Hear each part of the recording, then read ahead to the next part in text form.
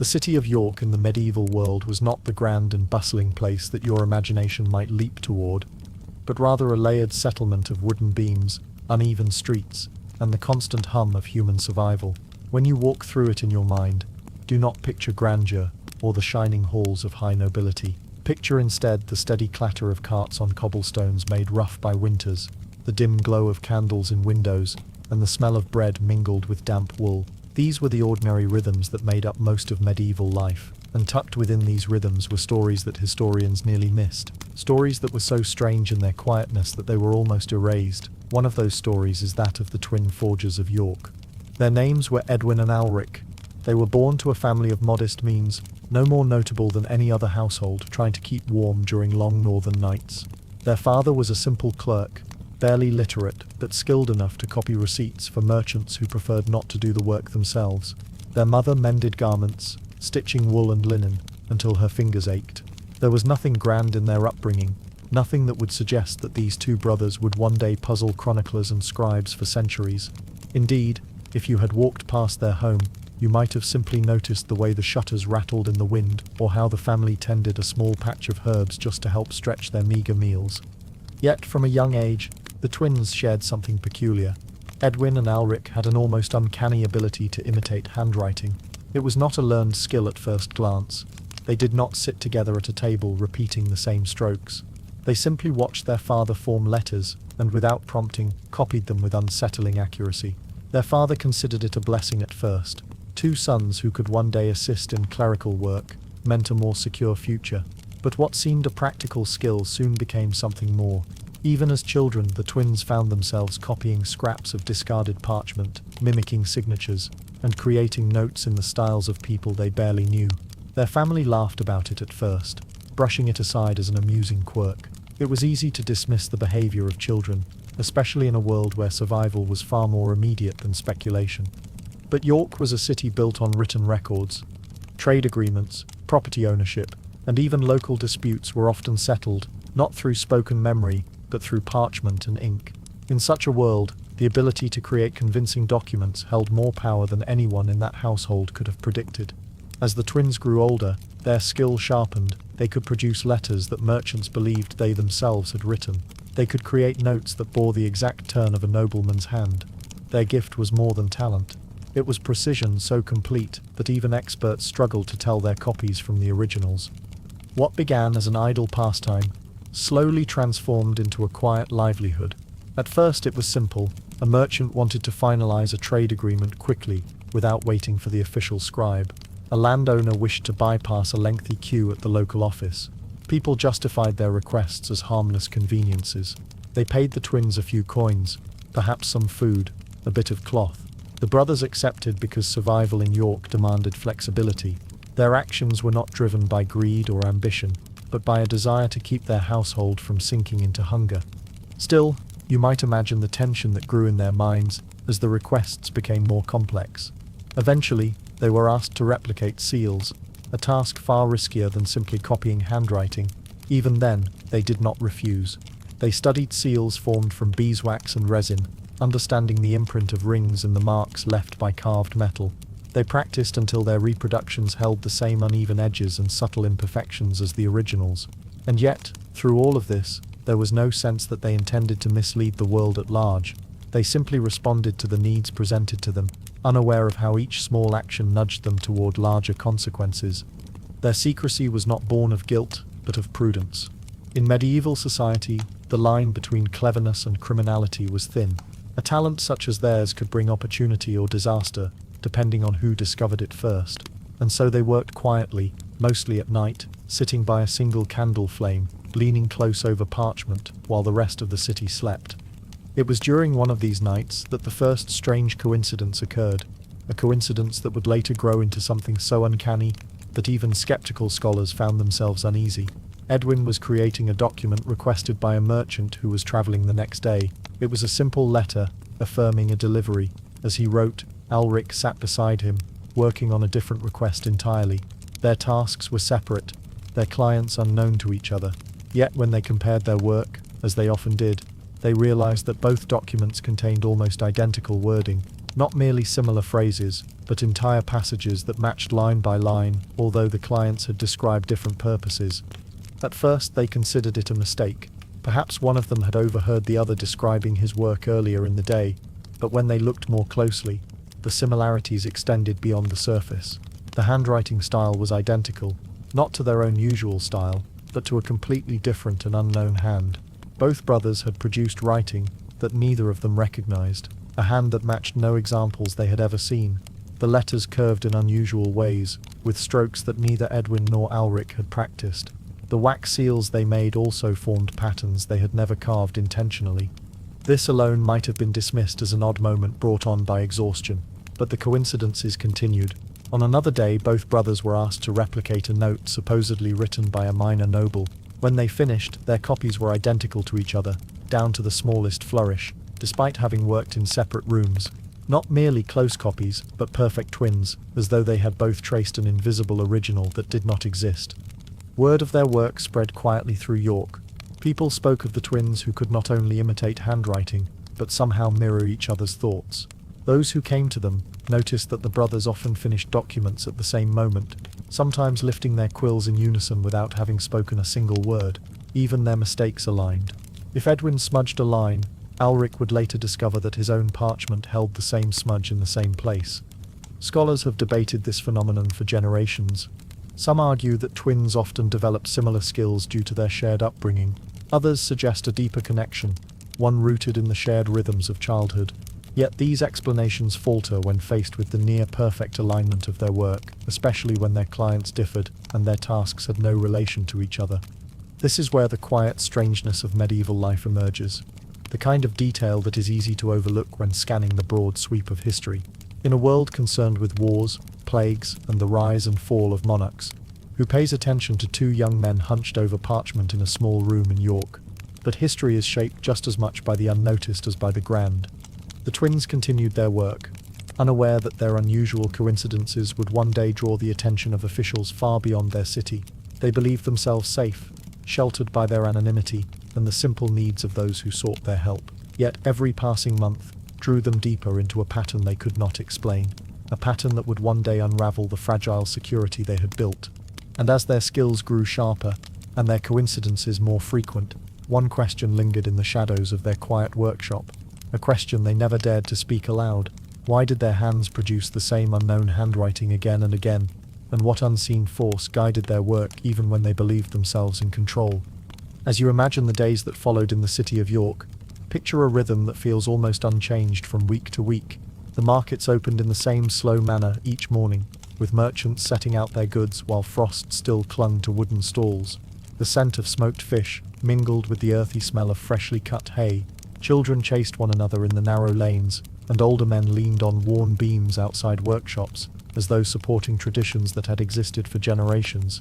Life in medieval England was not a sequence of dramatic events, but rather a steady repetition of tasks, concerns, and modest hopes.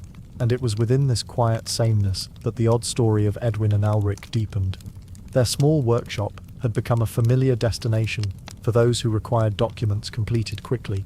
The room was plain. A single table dominated the center. A handful of quills sat in a cup made from horn. Sheets of parchment were stacked carefully in the corner to protect them from damp air. A narrow window allowed a sliver of daylight, though it usually did little more than remind them of the passing hours. They lived and worked in a world of ink stains and candle soot, moving through each day in a slow and practiced manner. Yet beneath this calm surface, something uneasy stirred. The twins had always been close, but the more often their work aligned in uncanny ways, the more they felt as though they were following paths set not by their own choices, but by some silent rhythm neither of them understood. When they finished a task at the same moment, the room would fall uncomfortably still, as though the air itself paused in confusion. When they discovered identical errors or noticed that a line break appeared in the same place on both of their parchments, they exchanged glances that carried more tension than they cared to admit. What troubled them most was not the skill they shared, but the moments when they produced writing they had never practiced, a style that belonged to no one they had studied, a voice that did not feel entirely their own. They wondered whether exhaustion played tricks on their minds. They debated quietly whether the pressure of their clients had pushed them into a state of unconscious imitation, but neither explanation satisfied them. Their hands moved with confidence even when their minds hesitated. In the broader city, whispers grew. People were fascinated by the idea of twins, whose work matched so exactly that even scribes could not find differences. But fascination can quickly shift into fear, especially in a society where unexplained events were often interpreted through superstition or suspicion. York, like many medieval towns, lived under a mixture of practical laws and intangible beliefs. A person who displayed extraordinary ability was sometimes praised and sometimes avoided, and a pair of twins who created identical documents without effort drew as much unease as admiration. The first hint of trouble arrived quietly, almost unnoticeably. A small dispute had unfolded between two merchants who both claimed ownership of a storage shed near the river. The original record of ownership had vanished. Each man brought forth a document supporting his claim, and to the constables who reviewed the parchments, both appeared genuine. The trouble was that both documents were written in what seemed to be the same unknown handwriting, a hand that did not match any official scribe of York. When pressed, one of the merchants admitted he had obtained the document through Edwin, and the other reluctantly confessed that Alric had provided his. Neither twin knew of the other request. They had worked separately, and at different times. Yet the writing on both documents matched perfectly, even in the small irregularities that occur when the hand hesitates or when ink pools unexpectedly. The constables frowned. This coincidence was too precise, too aligned. They allowed the matter to settle for a time, but suspicions had been planted. Suspicion in a medieval community grows quickly, spreading in quiet conversations along the edges of taverns and market stalls. The twins were unaware of the stir their work had caused. They continued their tasks with the same steady routine, yet they began to notice subtle changes. Clients arrived with nervous expressions. They asked more questions. They requested anonymity more often. Some people who had once greeted the brothers warmly now kept a polite distance, as though afraid that a casual conversation might bind them to something uncertain. Even their father sensed the tension. Though he did not speak of it openly, he simply watched his sons more carefully, observing their movements like a man who feared something fragile was drifting toward a dangerous edge. Over time, the twins began to experience something stranger still. When Edwin wrote a line of text, he occasionally felt a faint echo in his mind, as though he sensed the shape of the letters Alric was producing in another room. It was not a sound or a vision, but a subtle awareness. Alric felt it as well. Sometimes when one paused to dip a quill in ink, the other paused at the very same moment, unaware of the reason until they later compared notes. Neither wanted to admit the depth of this sensation. In a world filled with mystery, people often refrained from discussing anything that might be misunderstood. Then came the request that pushed their quiet work into wider scrutiny. A nobleman's steward arrived one evening, wrapped heavily in wool against the cold. He brought with him a parchment bearing the official seal of a distant estate.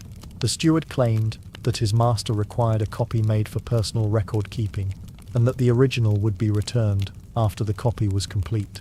In truth, this was not an uncommon request. Wealthy households often desired duplicate records to avoid disputes. Edwin studied the seal. It was complex, with fine lines and an emblem of intertwined animals. Reproducing it would take time. He asked for a day to complete the work. Meanwhile, Alric sat across the room, working on a separate task, unaware of the steward's details. The brothers did not discuss these matters aloud, for privacy was expected. The next day, when Edwin presented the finished document to the steward, the man frowned in confusion. He claimed the work was already completed and handed to him earlier by Alric. Edwin, startled, insisted that he had been the only one working on the document. Alric, equally confused, stated firmly that he had never seen the original parchment, but the steward produced what he believed was the completed copy, a document that matched Edwin's in every line, every flourish, and every seal mark. This event spread more quickly than any before it. When officials compared the two documents, they were disturbed by the precision. Even scribes trained for years would not be able to create two copies so identical without tracing, and yet the parchment showed no signs of tracing. The ink distribution matched, even the small imperfections where the quill had hesitated. It was as if the documents had been duplicated by something other than human hands. The constables summoned the twins for questioning. The brothers stood in a cold stone chamber, where drafts whispered through the narrow windows. The officials asked careful questions about their work, their training, their habits. They inquired whether the brothers coordinated their efforts. They pressed them on how they produced identical documents, even when working independently. Edwin and Alric answered honestly. They described their childhood habits, their shared experiments, their nightly work at the table, but they could not explain the moments when their hands produced unknown handwriting. They could not justify how their documents mirrored each other without intention. They spoke plainly, but their honesty only deepened the officials' confusion. Suspicion grew thicker. Some believed the brothers possessed unnatural skill, others suspected more dangerous possibilities. In medieval society, unexplained talent sometimes drew accusations that were difficult to escape, yet even as doubts rose, no one could find evidence that the twins intended harm. They did not profit from deception. They simply worked to survive. Still, the constables decided to monitor the brothers quietly. Word reached the cathedral as well, and church officials debated whether the matter required their attention. In a world where faith and daily life intertwined closely, even the slightest hint of strange influence unsettled authorities. Through all this, the twins continued working because stopping would only draw more suspicion. Yet the pressure weighed heavily on them. They began to question every stroke of the quill, fearing that any new coincidence might lead to consequences they could not predict. Their hands trembled more often. Their sleep grew restless. They wondered whether their mysterious talent was a gift or a burden slowly tightening around them. In these tense days, the most unsettling incident occurred. One morning, Edwin woke to find a completed document on the table in their workshop. He did not remember writing it. Alric insisted he had not been up during the night. The handwriting on the parchment was the same unknown style that had appeared before. It detailed an agreement between two people they had never met, referring to places neither twin recognized. The ink was fresh. The wax seal had been pressed cleanly and confidently. They stared at the parchment in silence as the morning light grew brighter, each waiting for the other to explain the unexplainable. Was this the moment when the coincidence passed beyond human control into something else entirely? When you return to the quiet streets of medieval York in your mind, imagine the early hours before the markets opened, when the sky felt suspended in a pale blue haze and the sounds of the city were muted under the soft weight of morning. This was the hour when Edwin and Alric stood staring at the mysterious parchment laid out on their work table. The room around them felt still, as though the air did not dare disturb the quiet. The document did not belong to any client they knew, nor did it resemble agreements common in their part of England. The names written on it were unfamiliar, and the places mentioned seemed distant or perhaps entirely unknown. For a long moment, neither brother moved. It was as though they feared that touching the parchment would confirm some unsettling truth. Edwin finally reached forward, lifting the document gently, turning it toward the light. The handwriting revealed itself in smooth, deliberate strokes. It resembled the unknown hand that had appeared in their earlier coincidences. The style was graceful, almost elegant, with curves that suggested a writer accustomed to official documents. But the problem remained unchanged. Neither Edwin nor Alric recognized the hand. They had certainly never practiced it. Their minds turned inward, as people often do when confronting something that defies explanation. They tried to reason through each possibility. Could one of them have worked during the night without remembering? Could a client have entered quietly and left the document there unnoticed? Could exhaustion have driven one of them to complete a task, unconsciously? These explanations felt thin, like threads stretched far beyond their strength. It was not simply the appearance of the document that unsettled them. It was the sense that it belonged to a world just beyond the reach of their understanding. The place names felt distant. The structure of the agreement felt formal in a way unlike the simple merchant contracts they usually copied. The wax seal was shaped with an emblem they had never seen, a pair of interlocking lines, smooth and continuous, forming a pattern so simple that it was impossible to tell which line began first.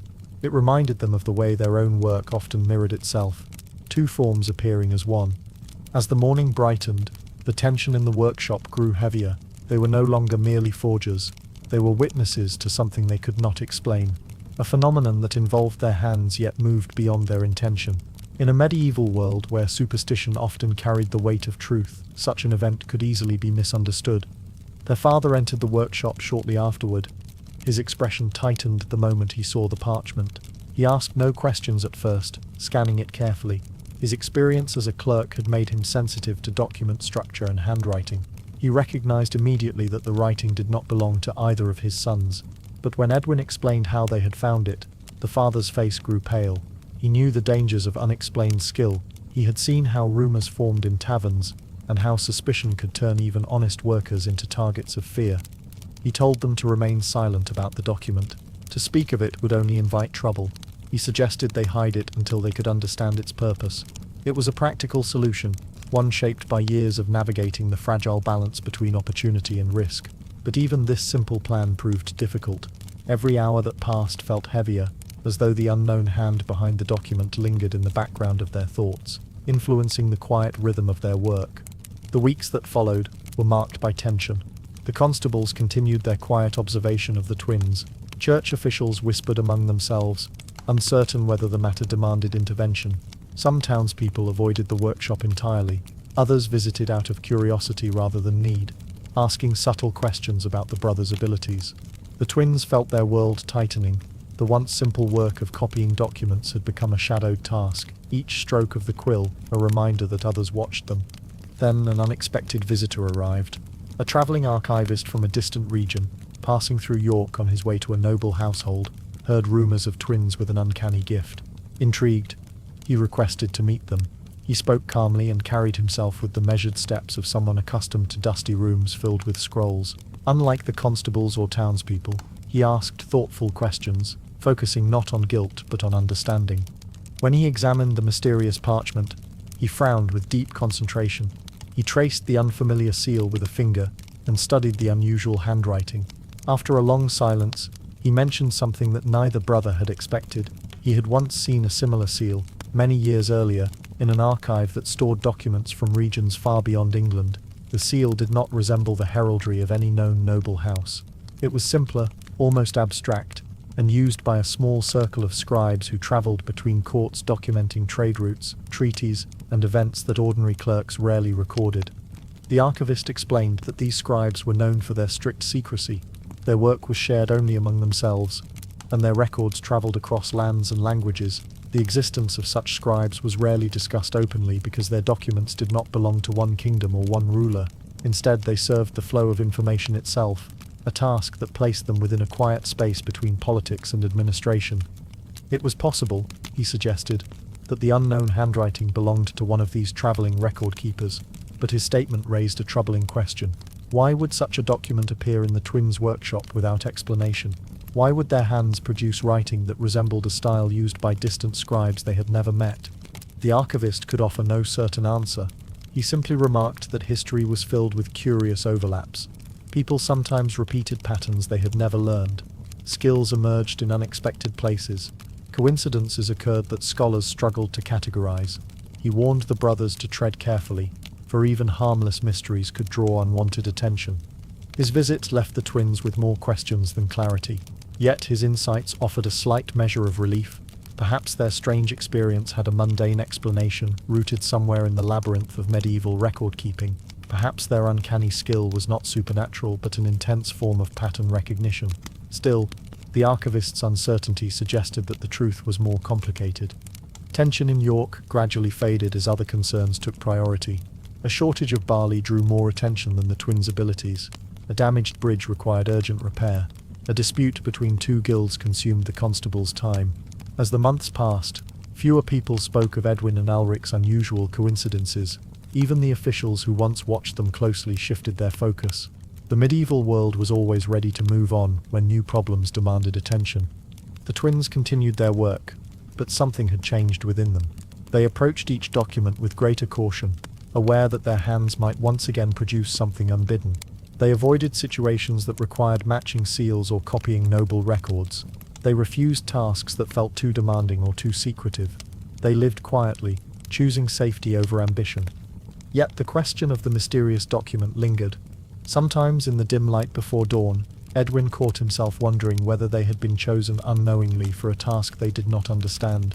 Ulrich wondered whether their shared childhood habits had woven something deeper into their actions, something that emerged only under pressure. Their father believed the matter would eventually fade into obscurity, as most strange events did. Years later, long after the twins had grown older and their work had become more ordinary, the mysterious parchment remained hidden among their private belongings.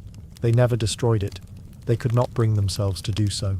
Instead, they stored it carefully, wrapped in cloth, as though protecting a relic of a moment in their lives that defied explanation. Some medieval chroniclers who later encountered fragments of the story debated whether the coincidences reflected natural talent, deep familial connection, or something more elusive. The phenomenon never repeated as dramatically as it had in their youth, yet the memory of those strange days remained etched in the history of York like a faint but persistent mark. And so the question remains, as it often does in the quiet corners of history, when two people move through the world so closely bound, following parallel paths shaped by the same experiences, is it truly impossible that their hands might produce the same lines, the same patterns, even the same unknown voices? Or was something else at work, something subtle that briefly revealed itself before fading again into the ordinary rhythms of medieval life? The answer, like the mysterious document itself, lies somewhere between the known and the forgotten. In medieval England, the soundscape of a town or village was unlike anything you hear today. Imagine a world where the morning did not arrive with alarm clocks or whistles, but with the tolling of bells. The bells marked time, announced events, and punctuated life with tones both practical and ceremonial. They hung in church towers, in market squares, and occasionally in private estates. Their voices carried across fields and streets, and for most people, the ringing was both comforting and commanding. And it was into this world of sound that the wandering bellmaker entered, leaving a trail of coincidences that no one could quite explain. His name was Serwyn, though few remembered it with certainty. He was not a bellmaker tied to a single workshop or city. Instead, he travelled from village to village, town to town, offering his services wherever a bell needed repair, replacement, or construction. His life was one of constant movement. He carried his tools in a leather satchel and travelled by horse or on foot, sleeping in barns, inns, and sometimes even in the open when the weather permitted. Unlike most craftspeople, who built reputations slowly within a single community, Serwyn's renown spread sporadically. People whispered of him as the man whose bells seemed to ring with uncanny precision and timing, and whose work occasionally appeared to predict events before they occurred. Serwyn was a quiet man. He spoke only when necessary, and even then, he chose his words carefully. He had an unusual ability to gauge the material of a bell by touch, assessing the subtle differences in thickness, alloy composition, and resonance. This skill allowed him to repair bells that others declared irreparable, or to cast new bells that produced tones unmatched by standard methods. Yet for all his technical skill, what made Serwyn remarkable was not just the quality of his bells, but the curious coincidences that followed his work. It began in a small village near the northern hills. The bell in the central church tower had cracked, leaving a jagged line across the bronze surface. The villagers were worried, as the bell had been used for decades to summon them for daily prayers, mark the hours, and announce emergencies. Serwyn arrived quietly one morning, carrying tools and molten bronze. He inspected the bell in silence, running his hands along its surface as though listening with his fingers. Then, without explaining the exact method, he began repairs. By the afternoon, the bell was whole again, polished and tuned. It rang smoothly, with a tone that seemed to harmonize perfectly with the church choir. Villagers cheered, unaware of the strange timing. What made this first repair noteworthy was the coincidence that occurred the very next day. At precisely the hour when Serwyn had completed the final tuning, a small fire broke out at the edge of the village. A loose cooking hearth had ignited dry straw in one of the barns. The sound of the newly repaired bell, ringing unexpectedly because Serwyn had struck it to test its tone, alerted the villagers. They rushed to the fire, preventing disaster. To them, it seemed as if the bell had predicted the event, even though in truth it had only acted as a highly efficient alarm. Serwyn, observing from the edge of the square, said nothing, merely watching as the villagers marveled at the coincidence. After that, news of Serwyn's abilities travelled quickly, and he moved to the next town. There, he was asked to repair an old bell in a monastery. The bell had been silent for years, rusted and cracked, yet after his work it tolled for the first time in decades. A month later, a flood struck the surrounding fields. The bell's tone had carried far enough that it woke the monks, who saved a collection of ancient manuscripts and livestock. Once again, the sequence seemed almost miraculous. The pattern was becoming clear to those who noticed it. Wherever Serwyn worked, events that could have gone unnoticed or disastrous seemed to coincide with the exact timing of the bell's ringing. Strangely, Serwyn himself did not fully understand the effect. He was a craftsman, not a magician. He approached each bell with care, following methods passed down through generations, yet he could not predict when a bell might coincide with a significant event. Perhaps it was his exceptional precision in crafting the tone that made them unusually attention-grabbing, or perhaps it was sheer chance aligned repeatedly. Whatever the explanation, the pattern emerged too often to be ignored. The coincidence became more curious in its consistency. Bells repaired or made by Serwyn seemed to ring at the same hour as distant disasters, minor or major, and always in a manner that allowed people to respond. In a village miles away, a bell that he had repaired for a church tower rang at dawn, coinciding with a sudden illness spreading through the community. Villagers awoke early, noticing the symptoms in time to seek remedies and prevent the disease from spreading widely. In another town, the timing of his work saved a caravan from ambush along a poorly patrolled road. In every case, Serwyn claimed no awareness of the incidents until villagers recounted them. Yet the pattern was undeniable. Wherever his hands shaped the bronze, the sound carried a strange influence. By the time he reached larger towns, Serwyn's reputation had begun to create a subtle form of pressure. Local leaders sought him out not only for the technical skill he provided, but also in the hope that the coincidences might favor them. Clergy and merchants alike tried to request specific hours for bell ringing, as if the tone itself could influence fortune. Serwyn refused to accommodate these wishes. He claimed he could not control the alignment of events. For him, the craft remained an object of precision and dedication, a labor that demanded attention, but could not be leveraged as a form of foresight. Still, people interpreted his refusals as evidence of greater knowledge, increasing the aura of mystery around him. The peculiar coincidences extended beyond timing alone. Bells that he created in different towns often bore similar markings in their decoration, though the patterns were subtle. A cross etched in one bell might appear reversed on another. A series of dots or lines, seemingly arbitrary, repeated across multiple commissions. Scholars later speculated that these patterns might have been symbolic or accidental. Villagers often attributed them to luck, fate, or divine influence. Serwyn, however, explained simply that they were aesthetic choices, part of the shaping and casting process. Yet the parallels remained, like a signature unintentional yet unmistakable. As the years passed, his wandering became almost ritualistic. Each season he traveled further, visiting towns that had lost bells to decay, accident, or theft. Every location saw its bell restored or newly created, and each time, the strange coincidences followed. Fires were noticed, floods mitigated, illnesses contained, or threats averted, always tied to the precise moments when the bells rang. Travelers carried stories from village to village. Chroniclers wrote of bells that foretold events. Clerics debated whether this was divine intervention or mere chance. And yet, Serwyn remained indifferent. He did not seek recognition, reward, or explanation. The strangeness deepened in his own observation. One evening, as he tested a bell in a small hamlet by the river, the sound echoed across fields. Farther upstream, a carriage carrying grain for the winter had lost a wheel. A man tending the fields heard the bell, investigated, and managed to right the carriage before the grain was lost. Serwyn, standing alone, realized that he had not rung the bell with intent. He had merely tapped it lightly, as part of his routine check. Yet the alignment of sound and outcome seemed beyond explanation. Stories like this multiplied, and Serwyn's life became a study in the unpredictability of coincidence. Unlike most artisans, who measured skill solely by the quality of their work, he experienced a form of subtle influence that no training could account for.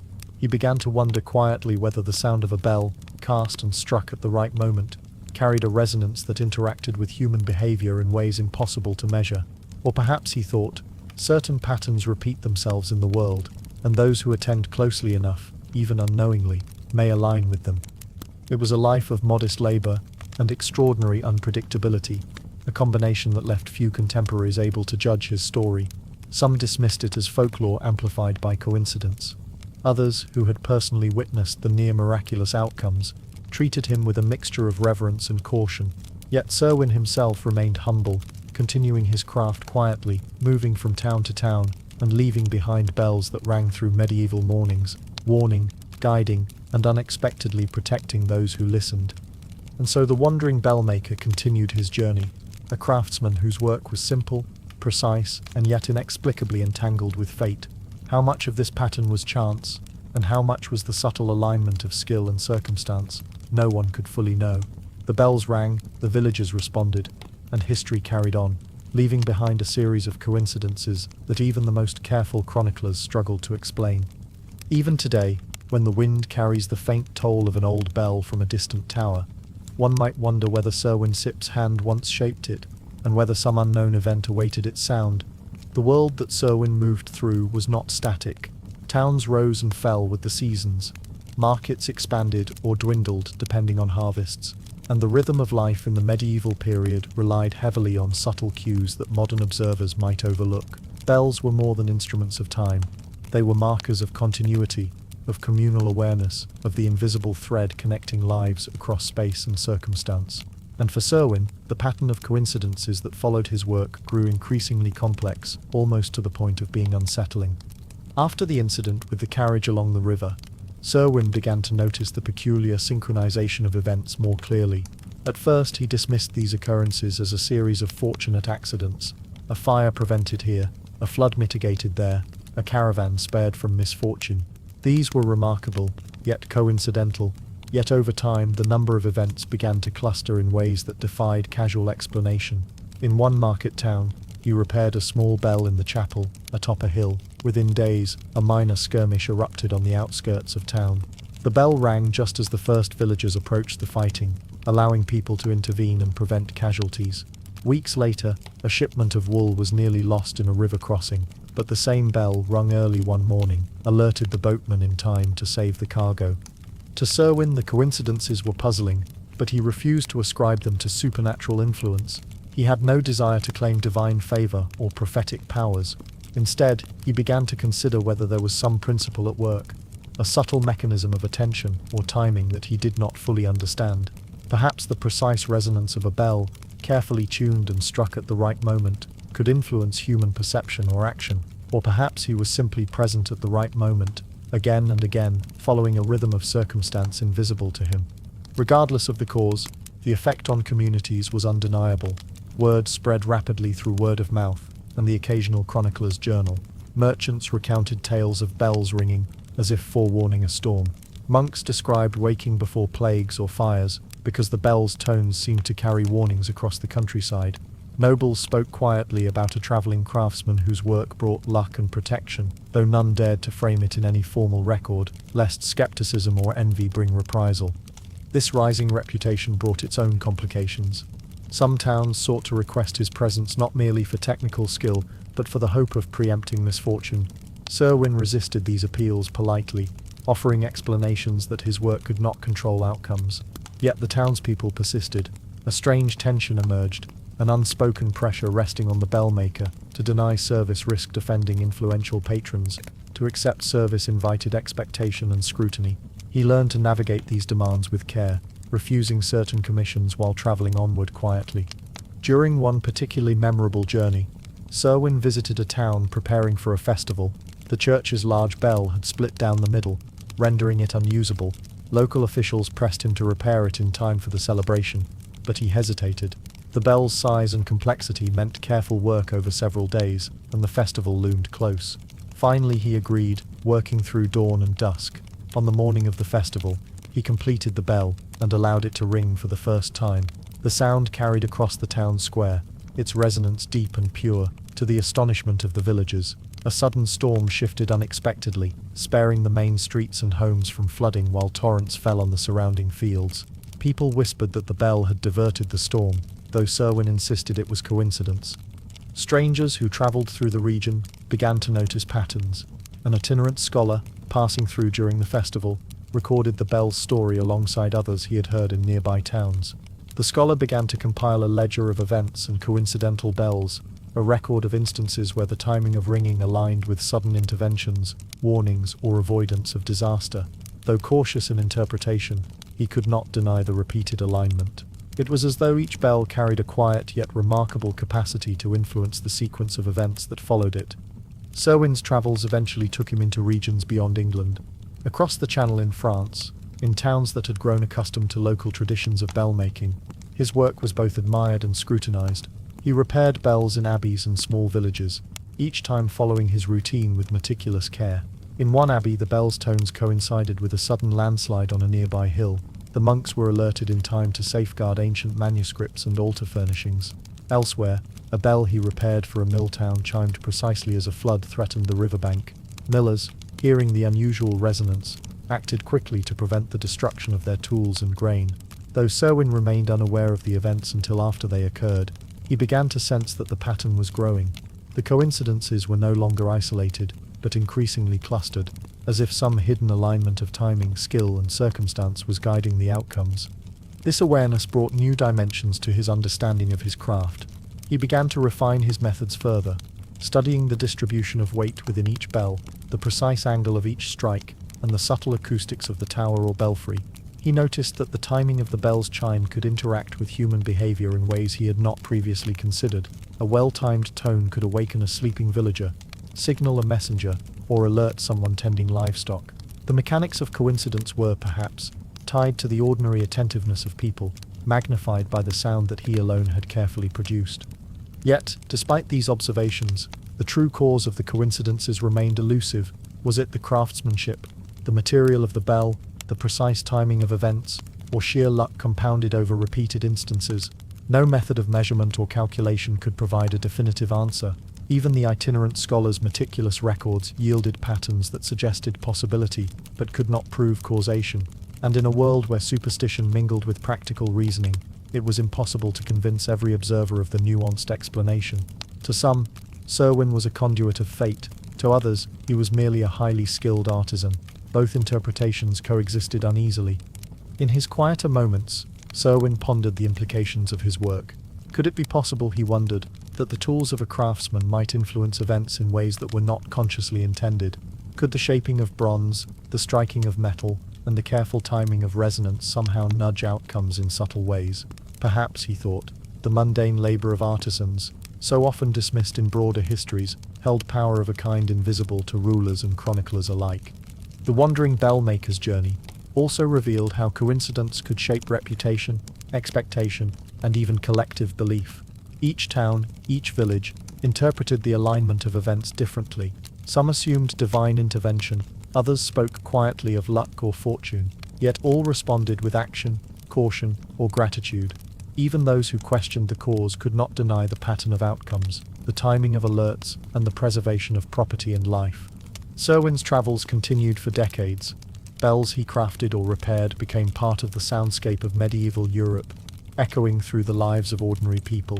Some bells still survive, though few remember the hands that shaped them. The patterns, once mysterious and seemingly coincidental, became woven into local legend. Villagers recounted tales of timely ringing for generations, stories that persisted even as memory faded.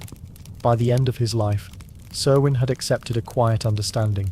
His craft was skill, but the coincidences were something beyond skill, resting in the interplay of sound, timing, and circumstance. He no longer sought to explain them, and he no longer feared them.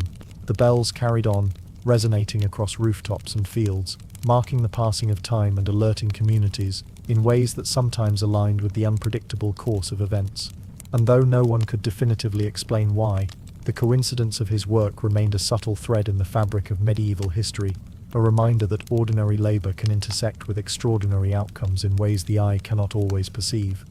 And so the wandering bell-maker continued his quiet path, moving from village to village, leaving behind bells whose tones might alert, protect, or simply mark time.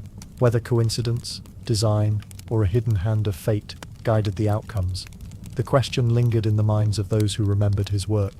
How much of what we perceive as chance is simply the product of attentiveness, timing, and the careful craft of human hands? By the time Selwyn reached the later years of his life, he had become more observer than craftsman.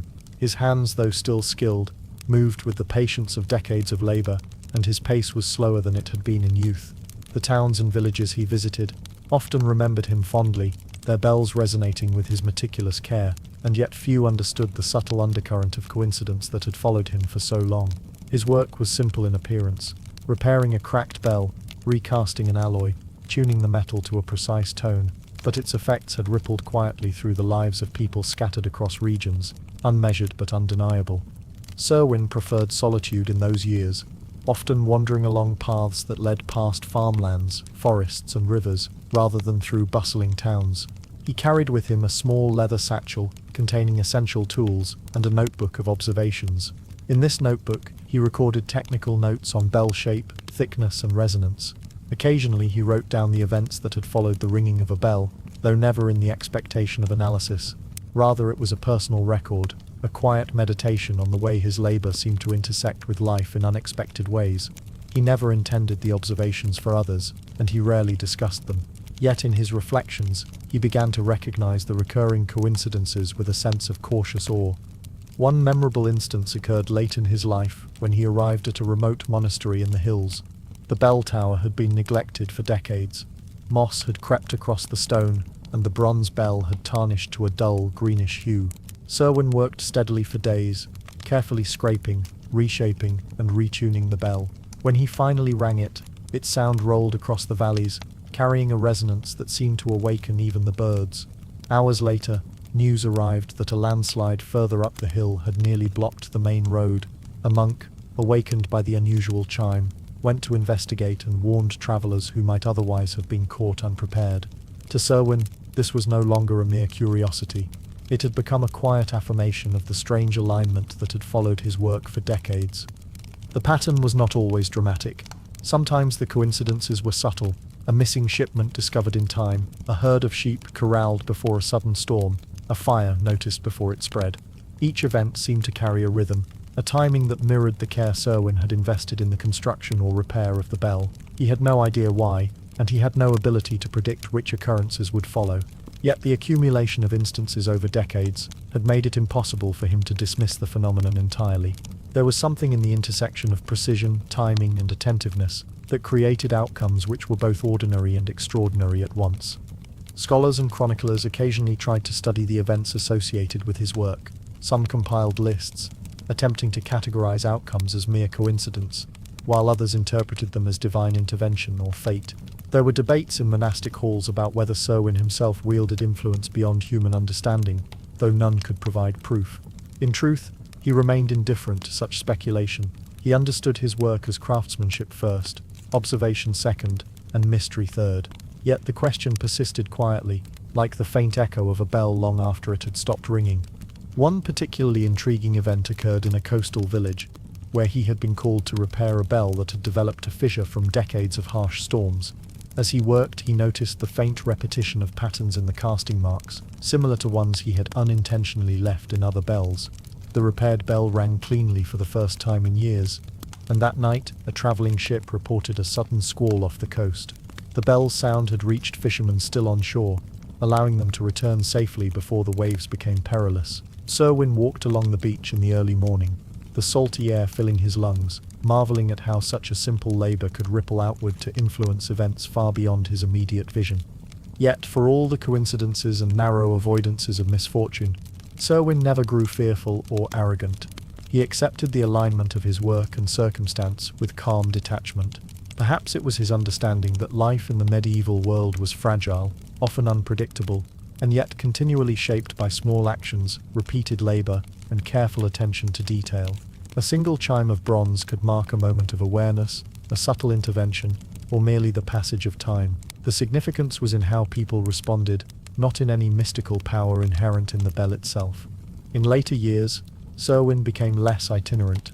He settled in a quiet village where a large bell tower overlooked the market square. Even here, the echoes of his previous work followed him. Villagers who had encountered his bells elsewhere often told stories of narrowly avoided misfortunes, attributing these events to timing, skill, or a hint of fate. Selwyn listened without comment, recording technical details of repairs in his notebook and observing the world with measured care. The coincidences continued, though he rarely sought them out. It was enough that the work remained honest, precise, and unhurried. The wandering bellmaker's story, like the sound of the bells themselves, was ultimately one of subtle influence rather than overt heroism. He did not seek fame, wealth, or recognition. He did not claim foresight or supernatural insight. Instead, he moved quietly through medieval life, leaving behind objects that continued to mark the passage of time, alert communities to danger, and occasionally align in strange, remarkable coincidences. His legacy was not in records or monuments, but in the rhythm of daily life, subtly shaped by attention, precision, and the persistence of human craft. Even after Selwyn passed away, his bells continued to ring. Generations of villagers recalled how the sound had guided them, warned them, or simply brought a moment of reassurance. Chroniclers included his story alongside tales of miracles and misfortune, while modern scholars have speculated endlessly on the nature of coincidence, timing, and subtle influence. Yet the truth remains inaccessible. hidden in the quiet patterns of sound, labor, and human attentiveness. And so, as you imagine the villages and towns where Selwyn traveled, picture the echo of a bronze bell carried across valleys and rivers. Perhaps it coincided with a minor disaster, or alerted someone to danger. Perhaps it did nothing at all. What is certain is that his life, spent in meticulous labor and quiet observation, reminds us that ordinary actions can intersect with extraordinary circumstances in ways we cannot always explain. The wandering bell-maker left behind a pattern of coincidences that endure in memory and legend, a subtle testament to the power of craft, attentiveness, and timing. Even now, if you listen carefully to a bell-sip's toll in an old village, you might wonder whether Selwyn once shaped its sound, and what unseen events might follow in its echo. In the bustling streets of medieval Canterbury, a city whose cathedral towered above the surrounding town like a constant guardian, life moved with a steady, deliberate rhythm. Pilgrims arrived from distant regions, merchants traded wares ranging from wool to spices, and townsfolk carried on with routines that had persisted for decades, if not centuries. Among this regularity, hidden in a narrow cobbled lane near the market, operated an apothecary whose name has been largely forgotten, yet whose influence rippled quietly across the city. This was Master Reynold, a man of meticulous habit and understated skill, whose work was rooted in the study of herbs, minerals, and the faintly mysterious principles of medieval medicine. The apothecary's shop was unremarkable in appearance. A narrow doorway, a small wooden sign painted with a simple mortar and pestle, and a window filled with jars containing dried herbs, roots, powders, and strange small bottles filled with colored liquids. Yet within the dim, fragrant interior, each item had its place. Shelves were arranged with near-obsessive precision. Labels written in careful Latin indicated not only the contents, but also the properties and recommended usage. Master Reynold had studied medicine and botany through apprenticeships, reading the scarce manuscripts available in Canterbury, and observing the practices of monks who maintained small infirmaries attached to monasteries. His knowledge was extensive, though he did not flaunt it, and he preferred the quiet work of preparation to the bustling interactions of markets or guild halls. Reynold's daily life followed a rigid rhythm. He would awaken before dawn, tending first to his own diet and hygiene, then methodically preparing tinctures, powders, and poultices. He measured ingredients with scales and weights, often recording observations in a small notebook with notes on dosage, timing, and observed effects. Many of the remedies he prepared were intended for minor ailments, digestive discomfort, fevers, minor wounds, or skin irritations. Yet occasionally patrons arrived with more urgent requests, complaints of chronic pain, mysterious swellings, or symptoms that defied easy classification. It was in these cases that Reynold's skill, careful observation, and methodical approach revealed itself, often with surprising results. What set Reynold apart, however, were the coincidences that seemed to attend his remedies. Not all of his patients improved, for that was neither possible nor his expectation, but some recovered in ways that defied probability or immediate understanding. A woman suffering from a persistent fever, given a simple herbal infusion, would sometimes awaken with a sudden improvement that was faster than even the most optimistic predictions. A farmer with a leg injury might use a poultice at Reynold's suggestion and find that a small complication, like infection, never developed. Observers who witnessed these recoveries often attributed them to divine favor or mystical influence. Yet Reynold himself was aware that his interventions, though carefully executed, could not fully explain the timing and outcomes. Still, he recorded these events meticulously, noting circumstances, weather, diet, and any seemingly minor factors that might have contributed. The apothecary's reputation grew quietly, primarily through word of mouth. Pilgrims visiting Canterbury sometimes stopped at his shop, and news of his remedies travelled along roads and riverways. Yet Reynold never sought fame, nor did he advertise his skill. In fact, he often deferred or redirected patrons when he sensed that their complaints could be addressed by simpler means or were beyond the reach of his methods. This discretion ensured that his shop remained a place of calm study rather than a bustling medical hub, and it allowed him to observe the curious patterns of coincidence that seemed to follow those who used his remedies. One such instance occurred when a local baker complained of a persistent cough and fatigue. Reynold prescribed a blend of thyme, honey, and a small measure of crushed licorice root, explaining the preparation carefully and instructing the baker to follow the regimen exactly. A week later, the baker recovered fully, yet the timing coincided with a sudden outbreak of influenza in a nearby village. Those who had not followed Reynold's regimen fell ill, while the baker and his household experienced only mild discomfort. if any, word of this peculiar outcome spread, enhancing Reynolds' reputation while simultaneously deepening the mystery surrounding his work. How much of the outcome was herbal efficacy, how much attentiveness, and how much mere chance, no one could say. Reynolds' observations extended beyond individual patients. He began to notice subtle patterns in environmental conditions, dietary habits, and even social interactions that seemed to correlate with recovery rates or resilience. For instance, those who consumed small doses of his tinctures in combination with early morning walks in sunlight often recovered more swiftly than those who remained indoors. He recorded these patterns without fully understanding their implications, treating them as notes for future reference rather than evidence of cause and effect, and yet the coincidences multiplied, creating a web of unexpected connections that transcended simple remedies. The city of Canterbury itself became an active participant in these coincidences. Pilgrims, merchants, and townsfolk moved along established paths, carrying news and disease alike. Small outbreaks of infection, sudden injuries, or minor accidents often coincided with the timing of Reynolds' interventions. Those who followed his prescriptions carefully sometimes escaped misfortune that befell others in similar circumstances. Chroniclers and observers, when they bothered to record such events, could only note the pattern without explanation.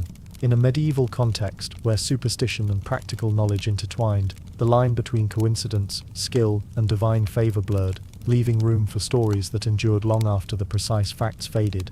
Reynolds' personal habits contributed to these outcomes in ways he barely recognized.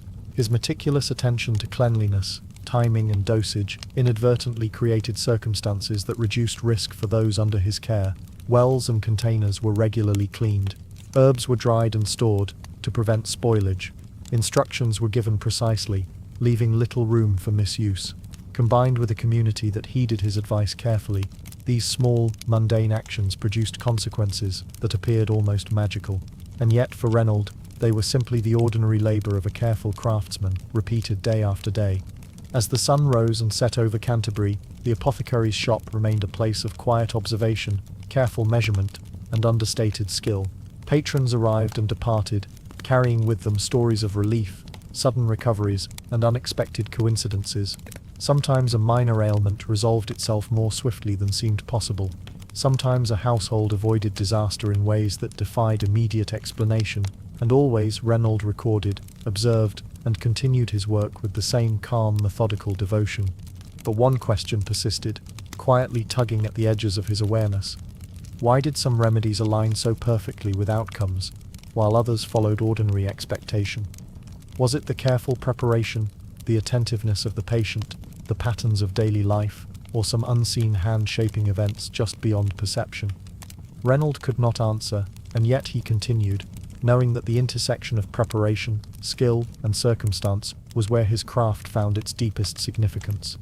The apothecary's quiet life in Canterbury thus became a study in patience, precision, and the subtle weaving of coincidence. Each herb measured, each tincture prepared, each poultice applied, created a small opportunity for unforeseen alignment. Sometimes, as chroniclers later noted, these alignments bordered on the remarkable, though always remaining embedded in the mundane rhythms of medieval existence. And it is in that quiet interplay between ordinary labor and extraordinary coincidence that Reynolds' story endures, a reminder that even forgotten figures may leave ripples across history that cannot be easily explained. As the city's bell chimed for evening prayers, one might wonder whether the next person to follow Reynolds' advice would encounter fortune, misfortune, or simply the gentle reassurance of recovery. What forces shaped the delicate timing of these outcomes, and why did they seem to align so often with the apothecary's careful interventions? Life in Canterbury moved as a slow, measured rhythm, and Master Reynolds, the apothecary, had grown accustomed to observing it with patient attention. Each day, as he organized his jars, measured herbs, and mixed powders, he noted patterns that few others could perceive. The city itself, with its crowded streets, wandering pilgrims, and the ever-present toll of the cathedral bells, provided an intricate backdrop for his work. The coincidence of his interventions with unusual or fortuitous events began to emerge more clearly during this period, prompting a quiet reflection that would occupy him for the rest of his life. It began with subtle observations. A baker recovering from a lingering cough might avoid falling ill during a brief but unexpected epidemic. A child whose small cut was treated with a salve of Reynolds' preparation would escape infection when several others in the household succumbed. These outcomes were not dramatic in the sense of miraculous intervention, but they were persistent. Over months and years, Reynolds realized that these minor successes were not isolated. Patterns emerged, suggesting an invisible interplay between his careful practices, the habits of those who followed his instructions, and the everyday rhythms of life in the city. What particularly fascinated Reynolds was the apparent alignment of his remedies with the timing of broader events, the seasonal ebb and flow of illness, the unpredictable weather that sometimes delayed shipments of food or disrupted markets, and even the small accidents that occurred in crowded streets, all seemed to intersect with the outcomes of his treatments in curious ways. A villager who followed a regimen precisely might recover just as a storm threatened, or a minor outbreak might skip over households that used his poultices. To observers, these coincidences suggested something beyond ordinary craft, a touch of fortune or fate, but Reynolds approached them analytically, recording each instance without attempting to attribute them to divine influence. The apothecary's meticulous nature became central to these outcomes. Every preparation involved careful weighing of herbs, controlled heating of ingredients, and precise timing in mixing and drying. Jars were labeled, stored, and rotated, according to a system he had developed over decades. He monitored the freshness of plants, the quality of the powders, and the clarity of the tinctures. He noted even minor deviations from his methods, recording the consequences. Over time, these small acts of diligence appeared to coincide with greater than expected results. Whether by skill, circumstance, or coincidence, his careful labor produced outcomes that often exceeded ordinary expectation.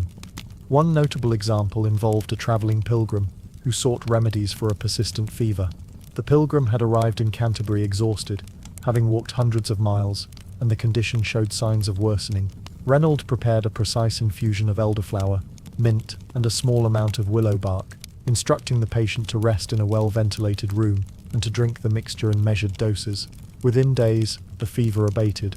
But what made the incident remarkable was that during this period, an epidemic of influenza had begun to spread through neighboring villages. The pilgrim, by following Reynolds' regimen exactly, remained healthy and returned home to avoid contracting the illness. Local chroniclers would later recount the story as a fortunate alignment of remedies and circumstance, though Reynolds himself noted only the precise administration of treatment and the attentive care of the patient.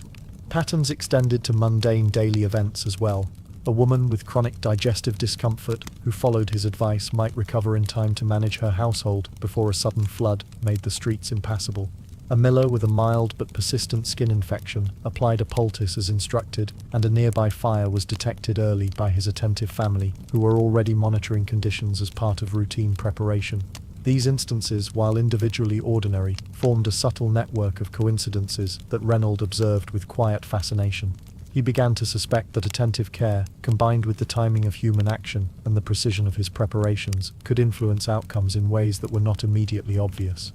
This realization led Reynolds to refine his approach further. He experimented with the timing of treatments, the preparation methods, and even minor adjustments to dosage. He recorded how ambient conditions such as temperature, humidity, and sunlight might affect the efficacy of a remedy. Yet he did not attempt to control outcomes or predict events. Instead, he viewed his work as a series of carefully measured actions whose consequences might occasionally align with broader circumstances.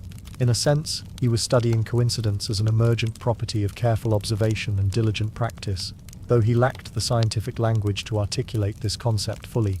The coincidental nature of his work attracted attention from unexpected quarters. Pilgrims passing through Canterbury sometimes returned home with stories of remedies that seemed to avert illness or alleviate suffering with remarkable timing.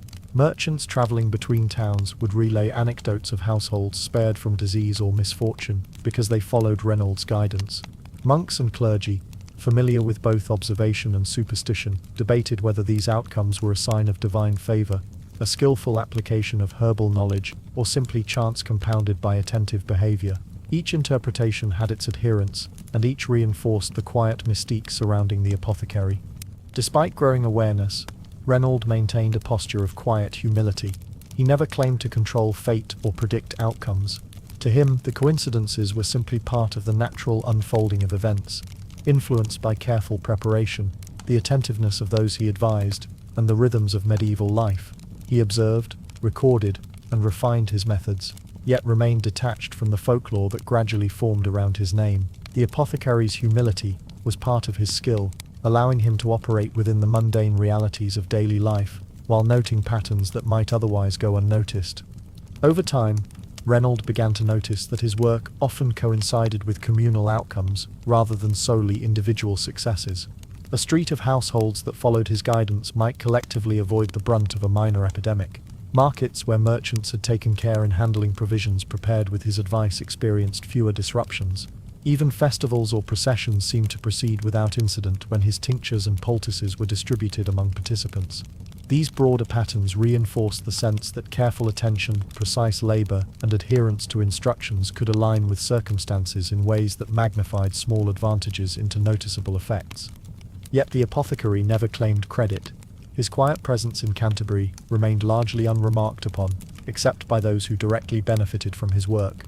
Chroniclers occasionally mentioned him in passing, and a few letters preserved by monasteries referenced remedies that had coincided with favorable outcomes. These documents suggest that observers recognized patterns of coincidence, though they could not explain them. To medieval society, such patterns were as much a matter of perception as of fact, a blend of careful practice, attentive behavior, and subtle alignment with circumstance. Reynold's reflections on these patterns revealed a subtle philosophical awareness. He considered the intersection of labor, attentiveness, and circumstance to be a hidden structure underlying ordinary life. While he did not possess the modern tools of statistical analysis, he observed that repeated careful practice, combined with timing and environmental awareness, produced outcomes that could appear remarkable or even miraculous. The coincidence of these effects was not always predictable, nor did it always benefit those who sought assistance, yet it persisted with enough frequency to be noticed by the attentive observer. As evening fell over Canterbury, the apothecary's shop remained a quiet enclave of study, preparation, and reflection. Herbs and powders lined the shelves. Tinctures glowed faintly in the candlelight, and the faint scent of dried plants lingered in the air. Patrons departed, leaving behind stories of recovery and subtle coincidences, and through it all, Reynold observed, recorded, and continued his work, aware that his interventions often aligned with broader outcomes in ways he could not fully explain. The subtle alignment of labor, attention, and circumstance, he realized, might hold lessons beyond remedies and healing. It suggested that ordinary diligence, when repeated carefully over time, could produce effects that extended beyond immediate perception. And in a city like Canterbury, filled with pilgrims, merchants, clergy, and townsfolk, the unseen alignment of effort and circumstance left traces in daily life, echoes that would persist even as memory faded. What remained unresolved, as Reynold often reflected, was why certain coincidences occurred while others did not. Why did some remedies align perfectly with outcomes, while others seemed ordinary? Was it skill, chance, timing, or some hidden pattern woven into the fabric of life itself? He had no answer, yet he continued his work, trusting that careful practice and observation carried a subtle influence, even when the forces behind it remained unseen. In the final years of his life, Master Reynold of Canterbury had become less a figure of bustling activity and more a quiet observer of the city's subtle rhythms. The apothecary shop, once a hub of careful preparation and constant attention to patrons, had settled into a calmer routine. The jars of dried herbs, powders, and tinctures remained meticulously arranged, the labels written in careful Latin guided apprentices and villagers alike. Yet the coincidences that had punctuated his career, the alignment of remedies with outcomes that exceeded expectation, continued in muted ways, leaving a faint but enduring trace of his labor in the life of the city. Even as his movements slowed, Reynold maintained his meticulous practices. He prepared tinctures at dawn, measured powders with precise scales, and applied careful attention to dosage and environmental conditions. He continued to record observations in his notebook, noting instances when a remedy seemed to coincide with unexpected recoveries, minor disasters avoided, or unusual patterns of wellness among the people he treated. His records did not explain these events, they simply documented them. The coincidences themselves had become part of the texture of life in Canterbury, unremarked by many but quietly transformative for those who experienced them. One such example occurred late in his career, when a small outbreak of fever swept through the poorer districts of the city. Several households, unsure of the cause or severity, came to Reynold for guidance. He provided simple herbal infusions, carefully measured doses, and precise instructions for diet and rest. Over the course of days, some families experienced the expected progression of the illness, but others recovered unusually swiftly. Observers noted that those who adhered strictly to Reynolds' instructions, including timing, preparation, and environmental care, often avoided the worst effects. To the casual eye, these recoveries might have seemed coincidental. To the attentive observer, a pattern was emerging, one that hinted at an invisible interplay between preparation, behavior, and circumstance. The alignment of outcomes extended beyond health. In one instance, a minor fire threatened a collection of manuscripts in a local monastery. A novice, following advice given by Reynolds during a previous visit regarding vigilance and timing, noticed the smoke early and prevented its spread. In another case, a merchant whose family had used Reynolds' tinctures to maintain health avoided illness just as an epidemic struck nearby towns, allowing him to maintain trade routes and supply lines. These outcomes, though neither spectacular nor miraculous, reflected a persistent pattern of beneficial coincidence associated with the careful interventions of the apothecary. Yet Reynolds himself remained deeply aware of the limitations of his understanding. He did not claim foresight, supernatural influence, or divine intervention. He recognized that many outcomes were governed by chance, human attentiveness, and the vagaries of environment and circumstance. The patterns he observed were subtle and often fleeting. The coincidences that seemed to follow his work were neither guaranteed nor predictable. His reflections on these matters were philosophical rather than scientific, grounded in careful observation and the quiet acceptance of mystery. Reynolds' influence, however, extended in ways both direct and indirect. Apprentices who worked under him carried forward not only technical skill in preparing remedies, but also an ethos of attentiveness and precision. Villagers and pilgrims, who had learned to follow his instructions carefully, brought these habits into daily life, creating a network of small interventions that collectively shaped outcomes. Even as individual memory faded, the effects of disciplined attention and careful practice endured. In this way, Reynolds' legacy was both tangible, in the form of cured ailments and improved hygiene, and intangible, existing in the rhythm of attentive action, passed down through generations. The subtle, almost imperceptible nature of these coincidences became a defining feature of Reynolds' life. Unlike dramatic tales of miraculous intervention, his story unfolded quietly, embedded in the ordinary flow of daily life.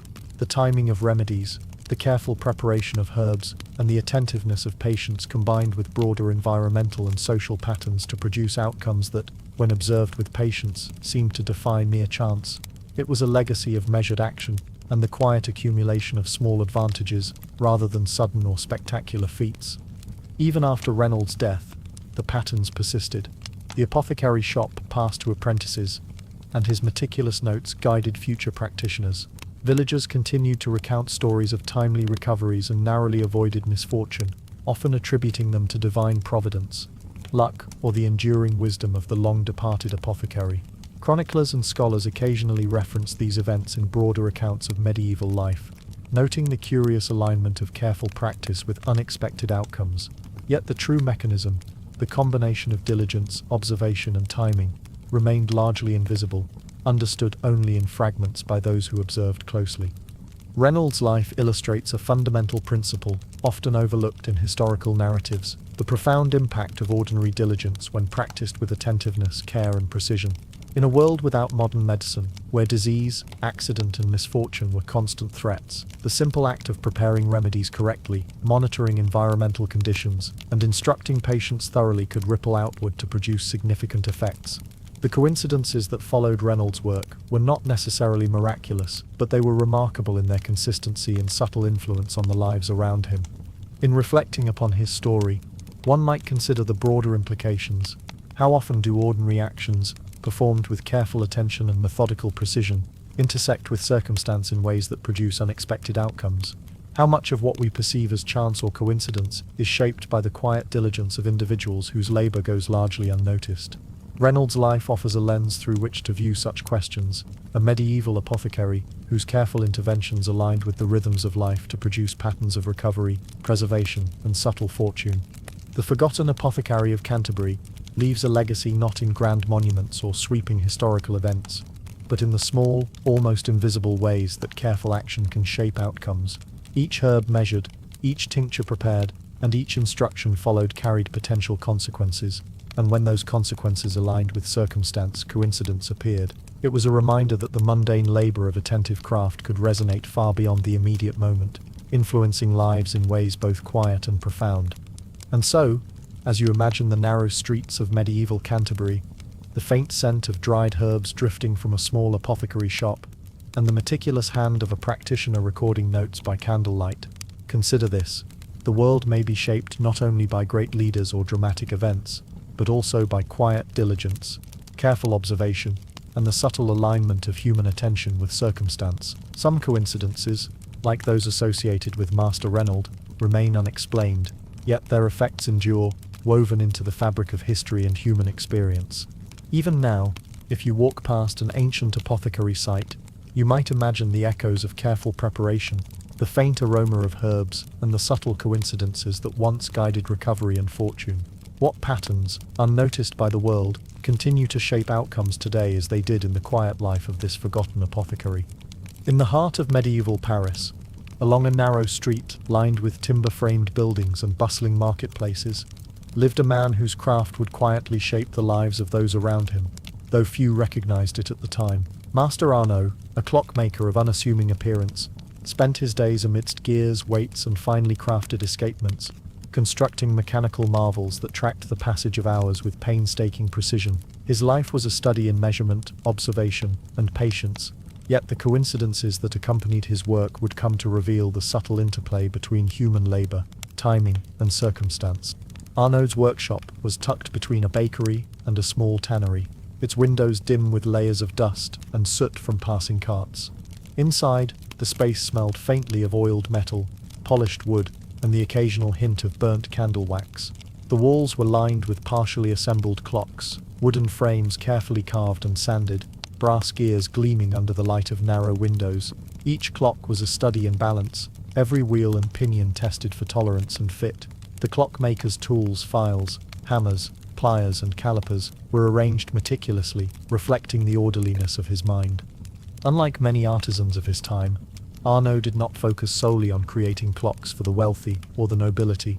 He also repaired municipal timepieces, installed simple tower clocks in monasteries and churches, and occasionally sold smaller personal devices to merchants or scholars who desired accurate tracking of hours. His work required not only skill but also an understanding of local rhythms, the opening and closing of market gates, the times of prayer, the daily schedules of laborers and clerics. Each mechanism he built or repaired was calibrated to fit the subtle patterns of daily life, a harmony between machine and human activity. It was during these early years of his career that the first unusual coincidences began to appear. At first, Arnaud did not notice them, assuming that minor alignments of timing were mere happenstance. A bell in a nearby church tower struck the hour just as a fire broke out in the baker's kitchen, alerting the town guard to intervene. A municipal clock he repaired measured the opening of the city gates, coinciding precisely with the arrival of a convoy carrying grain during a sudden storm. The villagers marveled at the timing, though Arnaud himself dismissed it as chance. However, as the years passed, Arnaud began to perceive a pattern in the outcomes associated with his work. The clocks he calibrated seemed to influence human behavior in ways that extended beyond mere timekeeping. Accurate measurements allowed for the precise scheduling of labor, improved coordination among tradesmen, and better preparation for adverse events. In some cases, the coincidence was striking. A flood that would have destroyed a warehouse was averted because a clock tower struck the hour, prompting workers to secure goods just in time.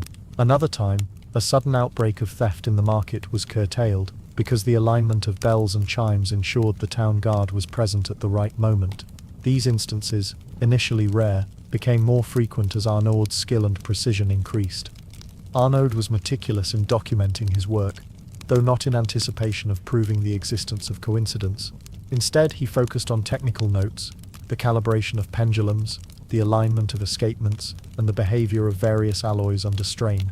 Occasionally, he recorded anomalies, times when the clock's chimes seemed to influence human action or avert minor misfortune. He did so not as a claim of foresight, but as a curious observation, wondering why certain mechanisms appeared to interact with the rhythms of life in ways beyond their purely mechanical function.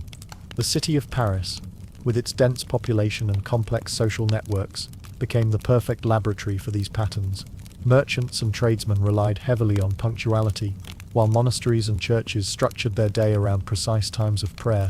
Accurate clocks, carefully constructed, facilitated smoother coordination and reduced the likelihood of error. It was in these ordinary circumstances that Arnaud observed the extraordinary. A simple bell, struck at precisely the correct moment, might prevent a misunderstanding between merchant and customer, alert a caretaker to a fire, or ensure that a shipment of goods arrived before a sudden storm. The coincidence of his craft with practical outcomes became a recurring theme in his life, though he approached it with calm detachment. Unlike others who might have attributed such outcomes to fortune or divine intervention, Arnaud considered them a reflection of careful preparation and precision. The alignment of events was rarely dramatic, but consistently remarkable in subtle ways. Human behavior, environmental conditions, and mechanical accuracy interacted in patterns that created beneficial consequences, even if the mechanisms remained largely invisible.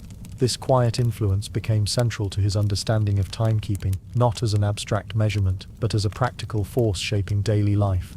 One particularly notable incident occurred when the city prepared for a major religious festival. The cathedral's central clock had malfunctioned, threatening to disrupt the coordination of processions, markets, and prayers. Arnaud was called to repair it with urgency. Working long hours, he adjusted gears, recalibrated weights, and ensured that the clock struck accurately each hour. On the day of the festival, a sudden surge of visitors threatened to overwhelm the town's infrastructure.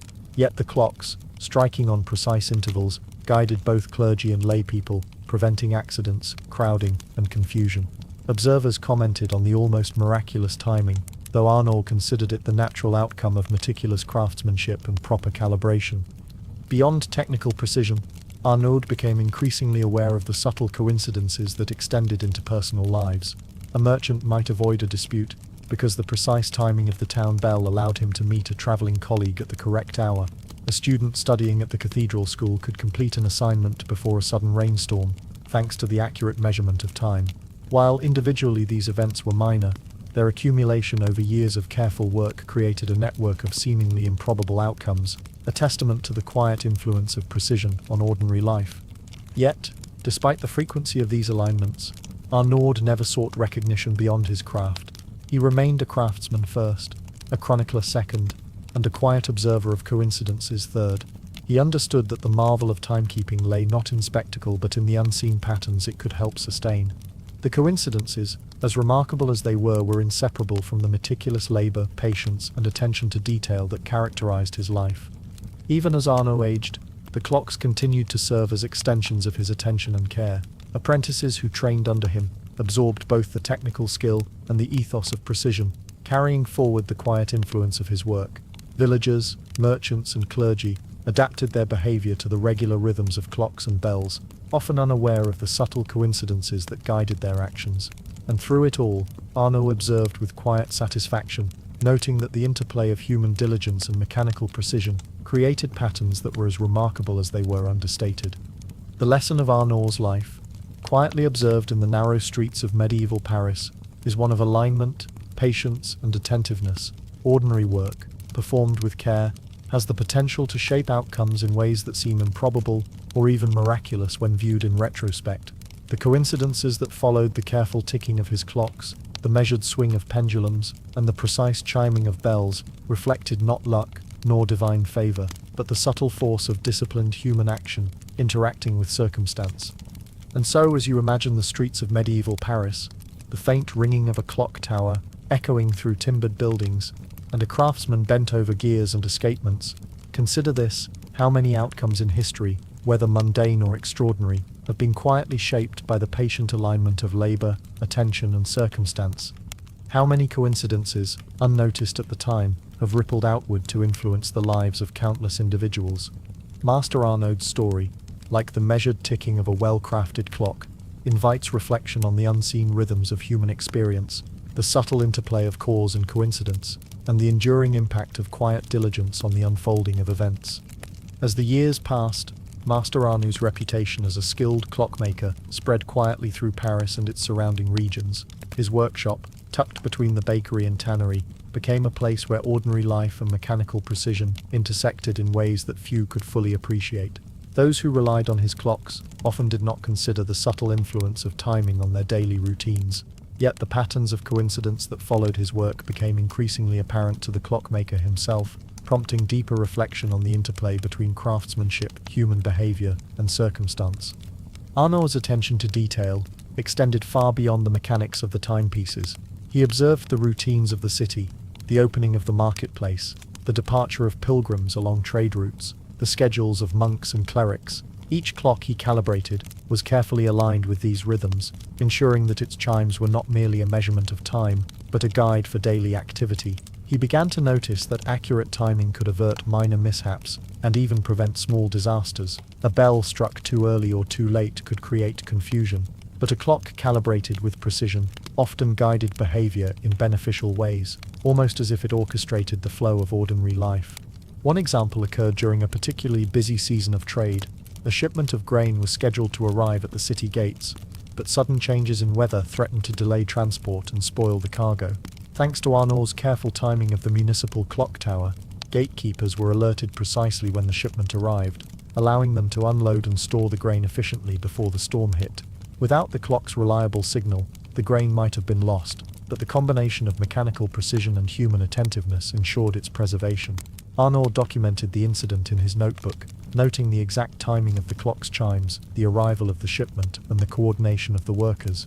Though he did not claim any supernatural influence, the alignment of events was remarkable. These coincidences were not limited to commerce. Arnaud began to observe patterns in social and personal matters as well. A student at the cathedral school might complete an important assignment on time, because the bells rang at intervals that regulated study and rest.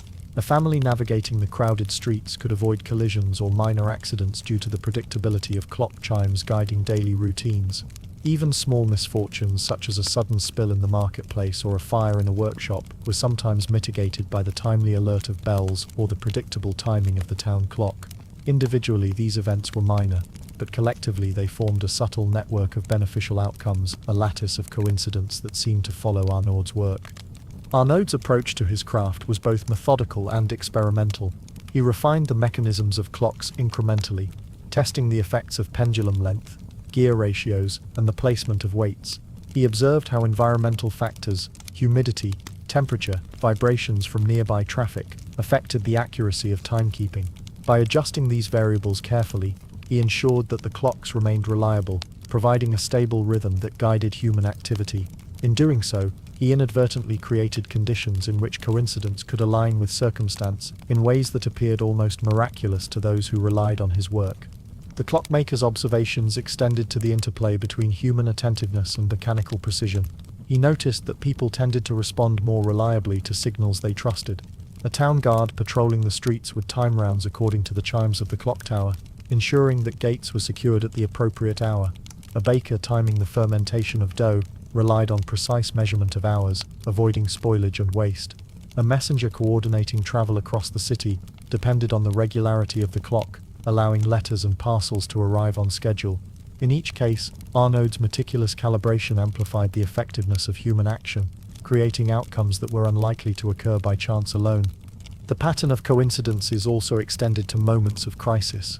During a fire in a narrow alleyway, for instance, the bells of a repaired clock rang just as a group of residents passed nearby. They responded quickly, alerting others and preventing the blaze from spreading to adjacent buildings. On another occasion, a sudden flood threatened the lower districts of Paris, but the timing of a clock tower's chimes prompted early evacuation and the secure storage of goods, mitigating the damage. Arnaud's observations were careful and detailed. He recorded the events, the timing of the clocks, the human responses, and the sequence of outcomes. He recognized that while coincidence played a role, the alignment of skill, timing, and attentiveness was the true mechanism at work. Despite the growing complexity of these patterns, Arnaud maintained a quiet humility.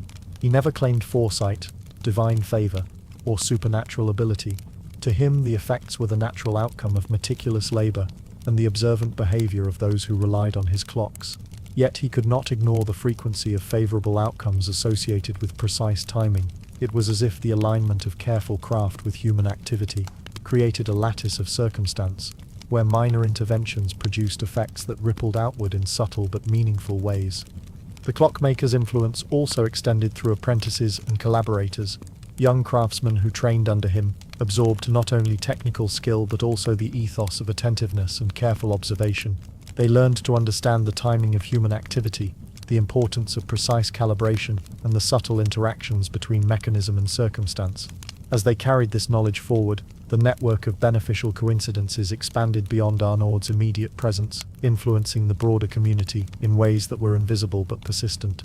By the end of this period, Arnaud had come to a quiet understanding of his role in the unfolding patterns of daily life.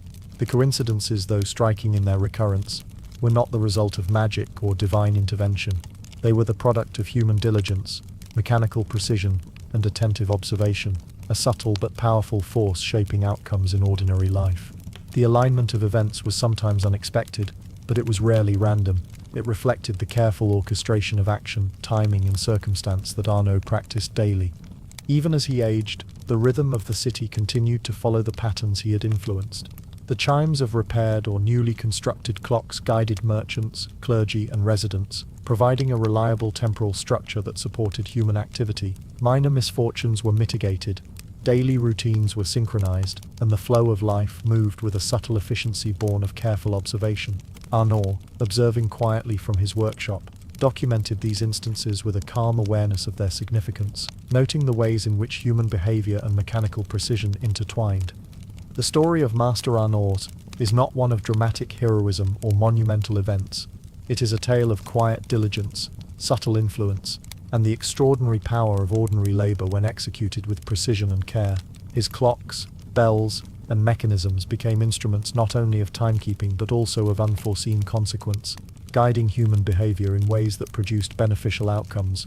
The coincidences that accompanied his work, though largely unnoticed by the broader population, left a lasting imprint on the life of the city and the individuals who relied upon his craft. In reflecting on these patterns, one might ask how much of human history has been shaped by the quiet alignment of diligence, timing, and circumstance. How many small coincidences, unnoticed at the time, have rippled outward to influence outcomes in ways we cannot fully perceive. Arnaud's life offers a lens through which to consider these questions, a reminder that even in the seemingly mundane work of a clockmaker, ordinary actions can intersect with fate to produce results both subtle and profound. As the streets of medieval Paris quieted under the evening sky, and the steady ticking of clocks echoed through the timbered alleys, the invisible lattice of coincidence continued to unfold, shaped by the careful hands and attentive mind of a craftsman who measured not only hours but the subtle rhythms of life itself. In the later years of his life, Master Arnaud became increasingly aware of the subtle yet profound ways in which his work shaped the daily rhythms of Paris. The narrow streets, filled with the murmur of merchants, pilgrims, and townsfolk, were guided by the invisible hand of precise timekeeping. Each chime of a clock tower, each measured swing of a pendulum, created patterns of behavior that extended far beyond the confines of his workshop. The coincidences that had emerged earlier in his career now appeared more consistently, forming an intricate web of cause and effect that few could perceive, yet many quietly benefited from. Arnaud's workshop, once a bustling center of activity, had settled into a quieter rhythm.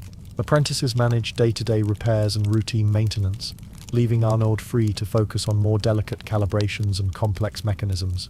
He meticulously adjusted the weight of pendulums, polished gear teeth, and tuned escapements to ensure that each clock operated with optimal precision.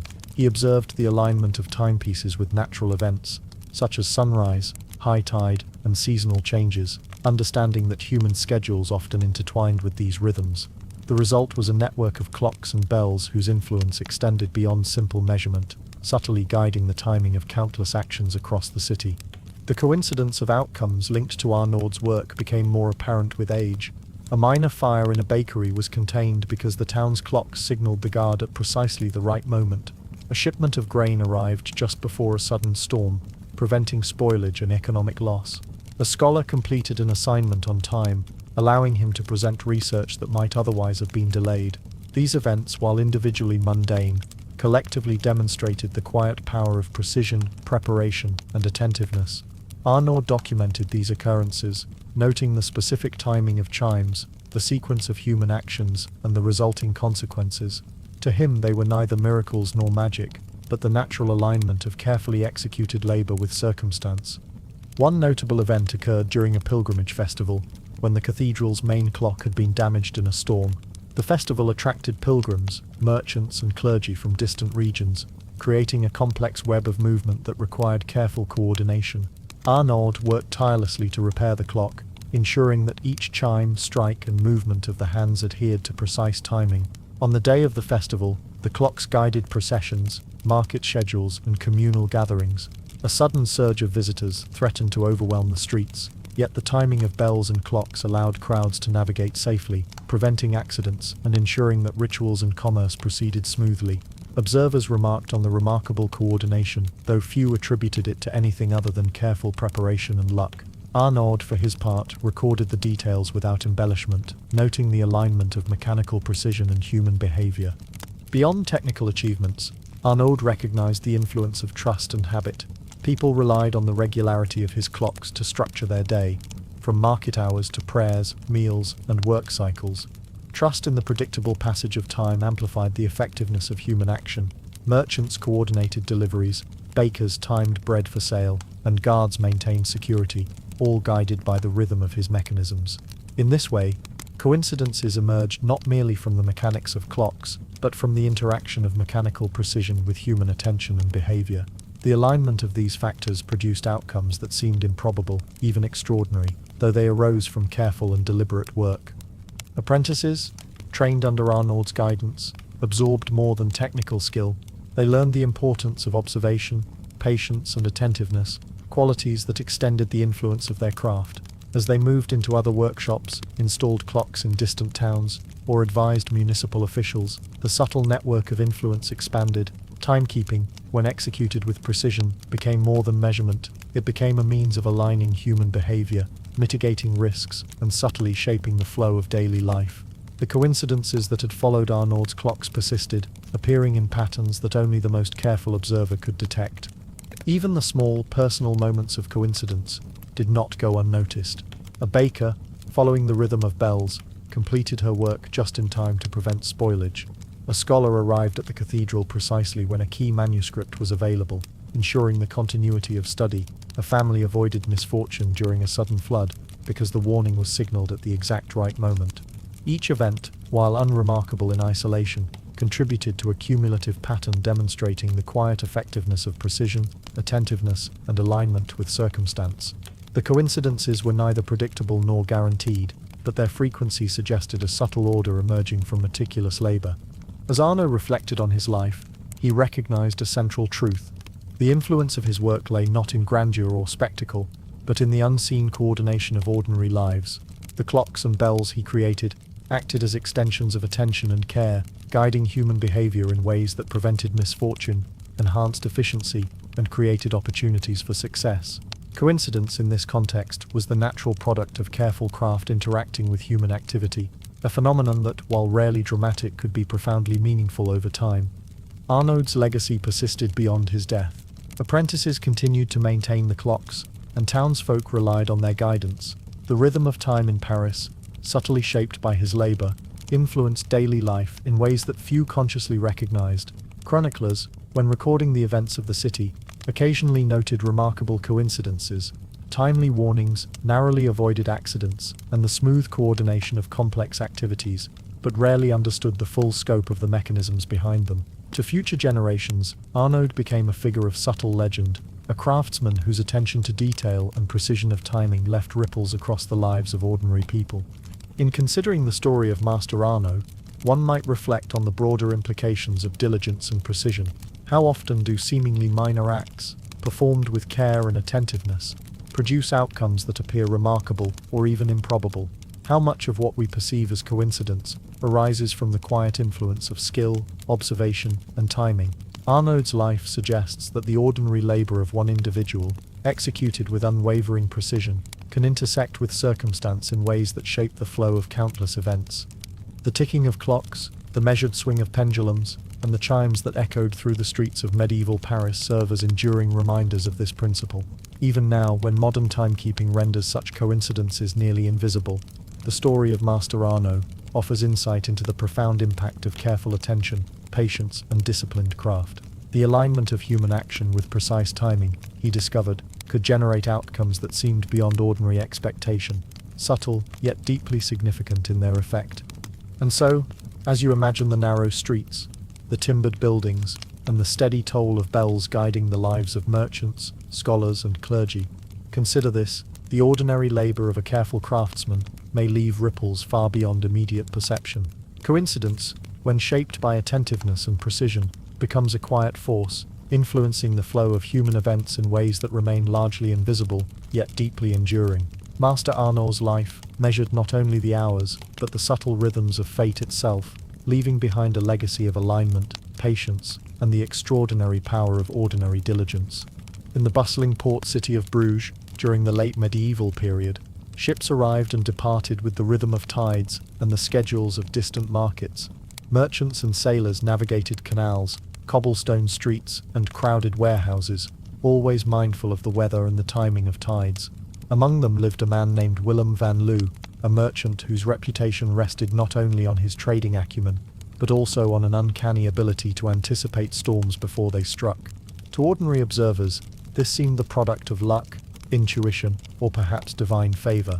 Yet the truth, grounded in careful observation, record-keeping, and a disciplined attention to patterns, reveals a remarkable story of subtle influence and coincidence in the ordinary life of a medieval city. Willem's shop occupied a modest corner along a canal, its windows lined with goods ranging from fine cloth to spices and dried fish. Inside, the scent of salt water mixed with the faint aroma of oil lamps and wooden crates. But it was not the wares themselves that drew attention. It was Willem's notebooks meticulously filled with observations of weather, wind, tides, and maritime activity. Over decades, he had developed a personal system of tracking environmental patterns, cloud formations, wind direction, barometric shifts, inferred from changes in air pressure, even subtle behaviors of birds and fish. His records, written in careful script and often supplemented with sketches, chronicled the rhythms of nature with astonishing consistency. Unlike most merchants, who relied on local rumors or anecdotal knowledge, Willem treated each observation as data. He recorded the height of tides at different hours, the movement of storms across the North Sea, and the timing of market traffic at ports from Flanders to the Low Countries. Over time, he noticed patterns that escaped casual notice. Certain clouds preceded storms that disrupted trade. Shifts in wind patterns predicted tides that could either strand ships or allow timely passage. Unusual behavior in local waterways often foreshadowed the arrival of sudden squalls. Willem began to anticipate these events, not with magic, but with careful study, observation, and diligent recording of historical coincidences. The merchant's predictive ability had immediate practical benefits. Ships that followed his advice often avoided damage or loss, while others, guided by rumor or routine, found themselves delayed or caught in hazardous weather. Merchants who heeded Willem's warnings secured their goods in advance, preventing spoilage or destruction. His insight earned him trust among sailors, shipowners, and fellow traders, and his reputation grew quietly yet steadily. Yet Willem himself never claimed supernatural foresight. He attributed his success to careful attention, record-keeping, and the disciplined study of patterns that most people overlooked. One early example involved a fleet of small trading vessels preparing to sail from Bruges to England. Observing subtle changes in wind direction and cloud formations over several hours, Willem advised the captains to delay departure by a single day. The next morning, a sudden storm swept across the channel, forcing many ships to seek emergency harbor in other ports. Willem's fleet, guided by his advice, sailed safely and arrived without incident, their cargo intact. Word of this event spread, reinforcing the perception that he had an almost supernatural ability to predict storms. Yet in his notebooks, Willem recorded the exact sequence of observations and weather conditions, analyzing the event with the calm detachment of a careful scholar rather than claiming miraculous intervention. Beyond immediate commercial benefit, Willem's practices had subtle social and communal effects. The canals of Bruges were busy, and minor accidents were common during storms or high tides. By predicting hazardous conditions, Willem indirectly influenced the flow of traffic, the timing of deliveries, and even the scheduling of work in warehouses and shipyards. Households storing goods along the canals sometimes adjusted their schedules in response to his advice, avoiding flooding or spoilage. In this way, the merchant's careful observations created a network of minor coincidences that improved outcomes not only for his own business, but for the wider community. Willem's notebooks reveal an astonishing dedication to precision. He recorded the hour of each observation, the direction and intensity of the wind, the behavior of animals, and even the timing of tides relative to the moon's position. Over years, this accumulation of data created an empirical system that, while far from modern meteorology, operated with remarkable consistency. He developed personal rules of thumb. Certain cloud formations combined with wind shifts indicated a storm within 24 hours. Unusual current behavior in canals suggested changes in tidal patterns. The appearance of seabirds close to port hinted at approaching weather disturbances. While these rules were derived from observation rather than theory, their predictive power became a quiet legend among those who traded along the North Sea and Flemish waterways. Yet, not every prediction succeeded, and Willem was careful to record failures alongside successes. He noted when storms did not materialize as anticipated, or when a calm day followed a seemingly ominous forecast. These records, far from diminishing his reputation, demonstrated his disciplined approach. He treated each misalignment as data for refinement rather than a moral failing. In this way, coincidence and circumstance intersected with careful observation to produce patterns that could be relied upon more consistently over time. The merchant's method combined patience, empirical study, and attentive engagement with the natural world, revealing how ordinary diligence could generate extraordinary outcomes. The subtle coincidences associated with Willem's work extended beyond maritime activity. Local traders who timed deliveries according to his advice avoided congestion on the canals, reducing the likelihood of accidents. Families storing goods along waterways found their warehouses less vulnerable to flooding. Festivals and civic events were scheduled with an awareness of the weather, often proceeding smoothly despite conditions that might have caused disruption elsewhere. Over decades, these patterns created a quiet lattice of influence, woven into the daily life of Bruges, where careful observation and the alignment of action with circumstance produced results that seemed improbable yet were grounded in diligent practice. Despite growing recognition, Willem remained focused on observation and record-keeping rather than public acclaim. He trained a small number of apprentices, teaching them to observe the environment carefully, note patterns, and record data with precision. He instructed them not merely in trade or navigation, but in the art of attentive observation, cultivating habits that amplified the potential for subtle alignment between human action and environmental conditions. His influence spread not through overt authority or spectacle, but through the quiet replication of careful, disciplined practice. As the city of Bruges thrived, Willem's work became an invisible stabilizing force. Merchants and sailors continued to rely on the timing of tides and weather, often unconsciously guided by the patterns he had established. Minor accidents were avoided, shipments preserved, and trade maintained with a reliability that, when viewed retrospectively, appeared almost uncanny. The coincidences that followed his observations were not predictable in detail, but their consistency demonstrated the quiet power of diligence, attention, and empirical study in shaping human outcomes. Yet, despite his meticulous records and careful attention, a question remained unresolved. Why did certain predictions align perfectly with outcomes, while others did not? Were these instances of coincidence merely chance, or did careful observation and timing create subtle ripples that shaped events beyond immediate perception? Willem himself did not seek to answer this definitively, but he continued his work with calm persistence, aware that the intersection of preparation, attention, and circumstance produced outcomes that were at once ordinary and remarkable. As the tide rose along the canals of Bruges, carrying ships laden with goods from distant lands, Willem's life reminds us that the ordinary labor of observation, documentation, and attentiveness can intersect with the rhythms of the world in ways that shape human events. Coincidence in this context is not simply luck, but the subtle outcome of disciplined action aligned with circumstance. What other patterns, unnoticed by the world at the time, shaped the safety, prosperity, and daily lives of medieval towns in ways that remain hidden from our view? As years passed, Willem van Loo's reputation for weather foresight grew quietly but steadily.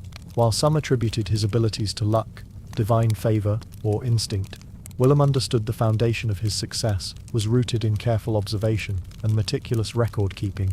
Every wave, gust of wind, shifting cloud, and subtle ripple in the canals was logged in his notebooks. He had developed a mental map of natural patterns that few others noticed, and over decades, the sheer accumulation of knowledge allowed him to anticipate storms with remarkable accuracy.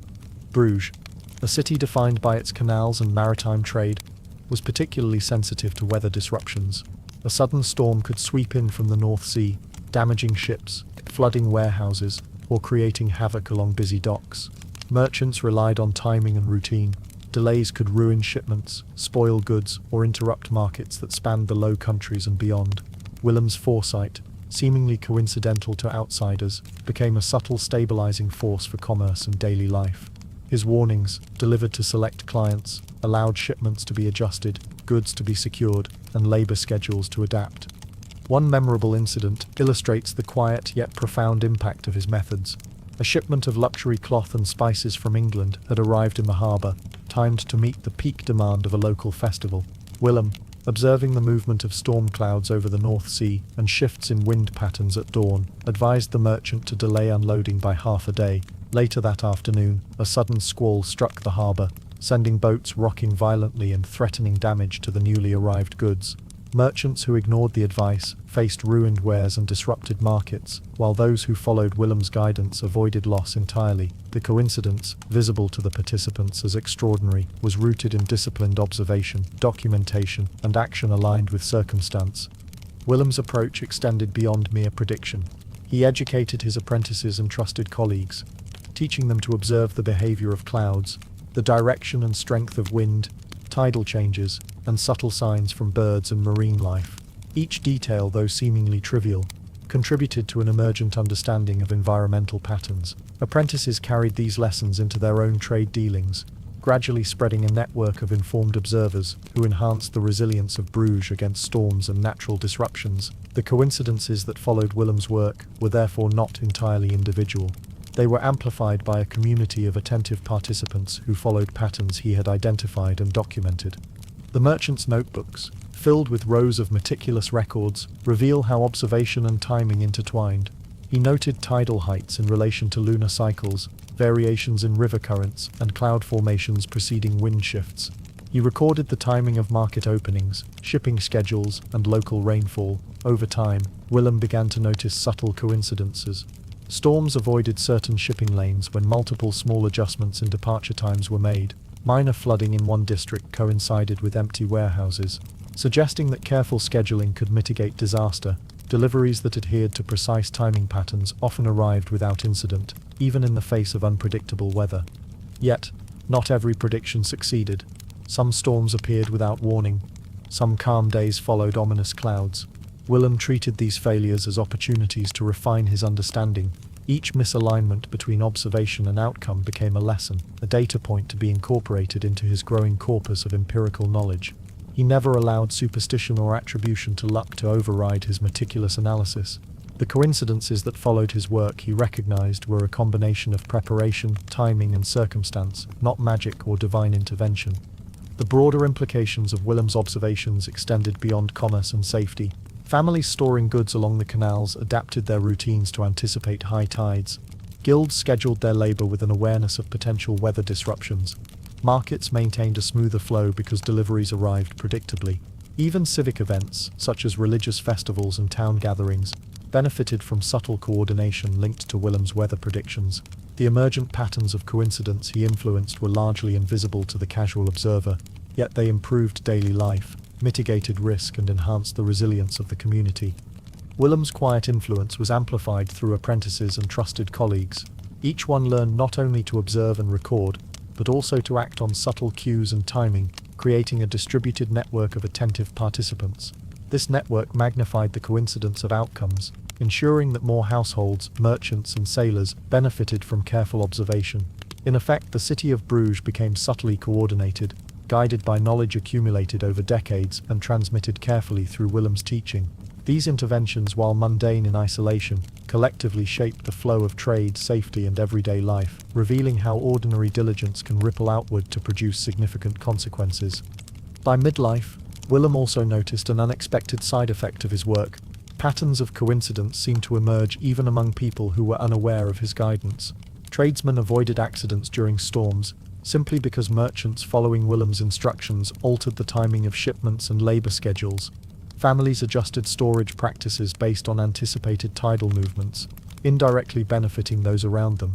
Minor flooding or shipping mishaps were prevented not only through direct instruction but through the emergent alignment of many small attentive actions coordinated by observation and documentation. In this way, coincidence was not random but arose from disciplined human behavior interacting with environmental rhythms. The merchant's reflection on these patterns reveals an underlying philosophy. Attentiveness and careful recording of ordinary details can shape outcomes far beyond immediate perception. Willem did not seek recognition, wealth, or fame from his abilities. His concern was with accuracy, consistency, and reliability.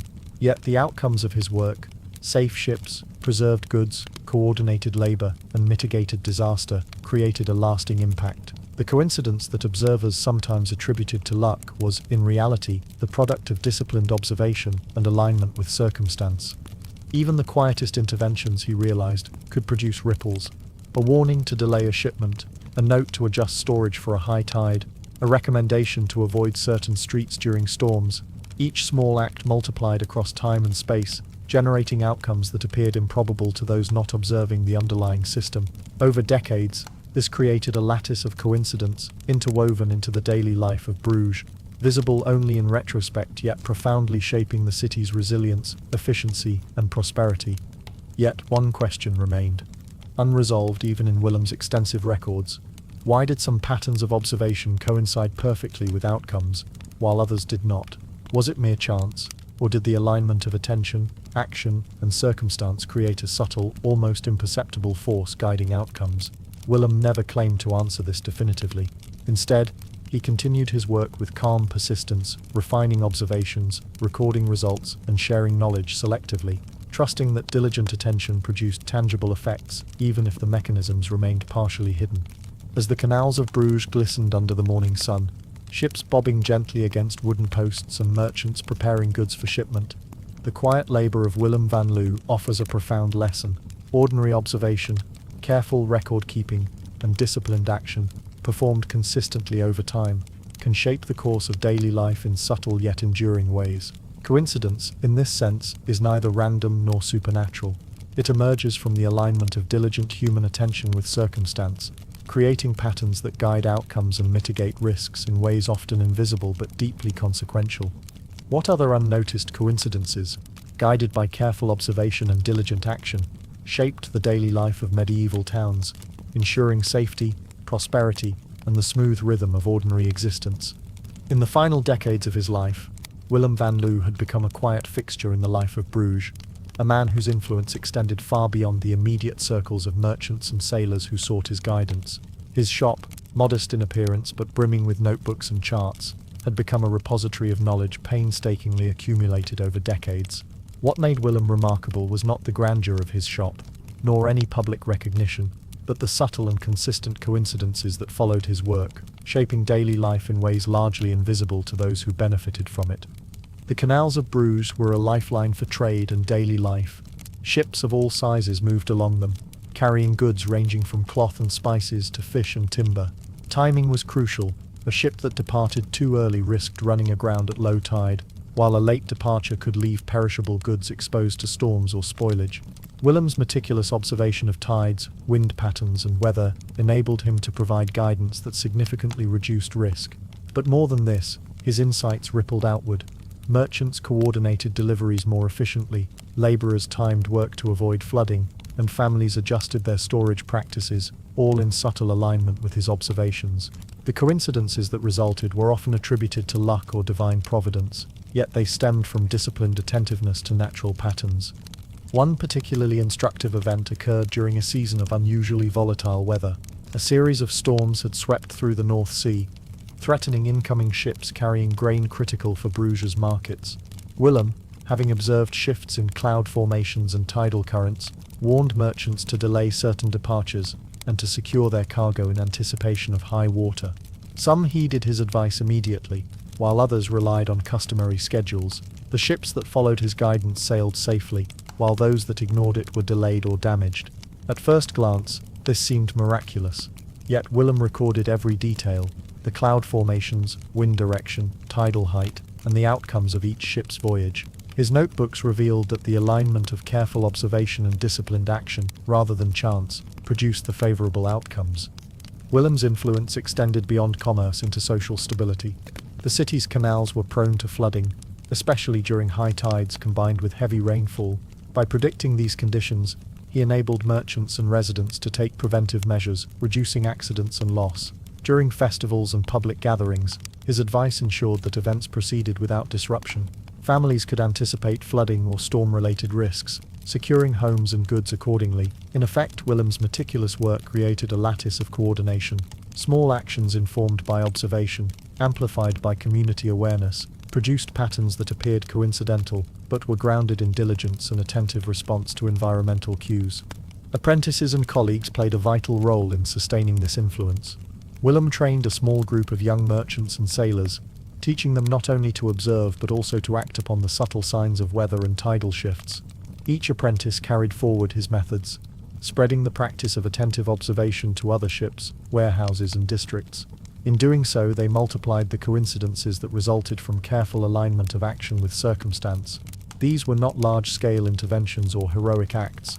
They were quiet, cumulative effects of ordinary diligence, creating resilience in a city heavily dependent on maritime trade and the precise timing of natural events. Even as Willem aged, the network of influence continued. Merchants consulted his notebooks, apprentices maintained observational records, and townsfolk learned from the subtle guidance embedded in schedules and routines. Minor accidents and disruptions decreased, and trade flowed more smoothly. The coincidences that had once seemed improbable became normalized, though their origins were largely invisible to those outside his immediate circle. The interplay of careful observation, disciplined record-keeping, and coordinated action had generated outcomes that were significant precisely because they were quiet, ordinary, and unnoticed in daily life. Yet, despite the apparent consistency of his observations, Willem never claimed absolute certainty. He acknowledged the limits of prediction, recording both successes and failures with equal care. Some storms arrived without warning, and some calm days followed ominous signs. These instances served as lessons, opportunities to refine methods and deepen understanding. The coincidences he recognized were products of alignment between observation, human action, and circumstance, not inevitability. This philosophy shaped both his work and the training of his apprentices. Diligent attention could increase the likelihood of favorable outcomes, but it could not eliminate unpredictability entirely. Willem's reflections reveal an important principle about the nature of coincidence. It is rarely random when it results from disciplined observation, careful action, and alignment with circumstance. By studying patterns, anticipating risk, and acting with attentiveness, one can influence outcomes in subtle but profound ways. The effects may appear coincidental to the uninformed observer, yet they emerge from deliberate practice and careful attention to detail. In Willem's life, the ordinary labor of a merchant measuring tides, noting wind shifts, observing cloud patterns, intersected with the natural rhythms of the environment to create remarkable life-preserving coincidences. The broader implications of Willem's life are striking. In a medieval city where trade, survival, and daily routine were inseparably linked to natural conditions, small acts of attentiveness had amplified consequences. One individual's careful observation and disciplined response could prevent accidents, secure goods, and stabilize entire networks of activity. The coincidences that followed Willem's work were not the product of luck alone. They were the natural outcomes of careful alignment between human diligence and environmental patterns. Over decades, this subtle influence shaped the daily rhythms of Bruges, demonstrating the extraordinary power of ordinary observation when applied consistently over time. Even now, centuries later, one can imagine the streets and canals of Bruges during Willem's time, merchants checking notebooks, sailors preparing for departure, families securing homes and warehouses. Each act, guided by careful observation and informed by accumulated knowledge, contributed to a lattice of coincidences that preserved life and livelihood. The seemingly improbable events, the timely avoidance of storms, the preservation of valuable cargo, the smooth operation of commerce, were all the product of disciplined attention and thoughtful action. Willem van Loo's legacy was not in monuments or dramatic feats, but in the quiet, persistent shaping of human experience, a subtle orchestration of circumstance and diligence that left an enduring mark on the city's rhythm. As you imagine the canals of Bruges, the ships waiting for the tide, and the gentle sway of goods being unloaded at the docks, consider this: how many outcomes in history, from safety to prosperity, have depended on the careful attention of individuals whose labor was largely unnoticed. How often do coincidences, appearing miraculous in retrospect, emerge from disciplined observation, attentive action, and alignment with circumstance? Willem's life is a reminder that even the most ordinary diligence, practiced with care and patience, can influence the world in ways both subtle and profound. What other hidden patterns of attentive observation shaped medieval life, guiding human behavior and mitigating disaster in ways that few at the time could perceive.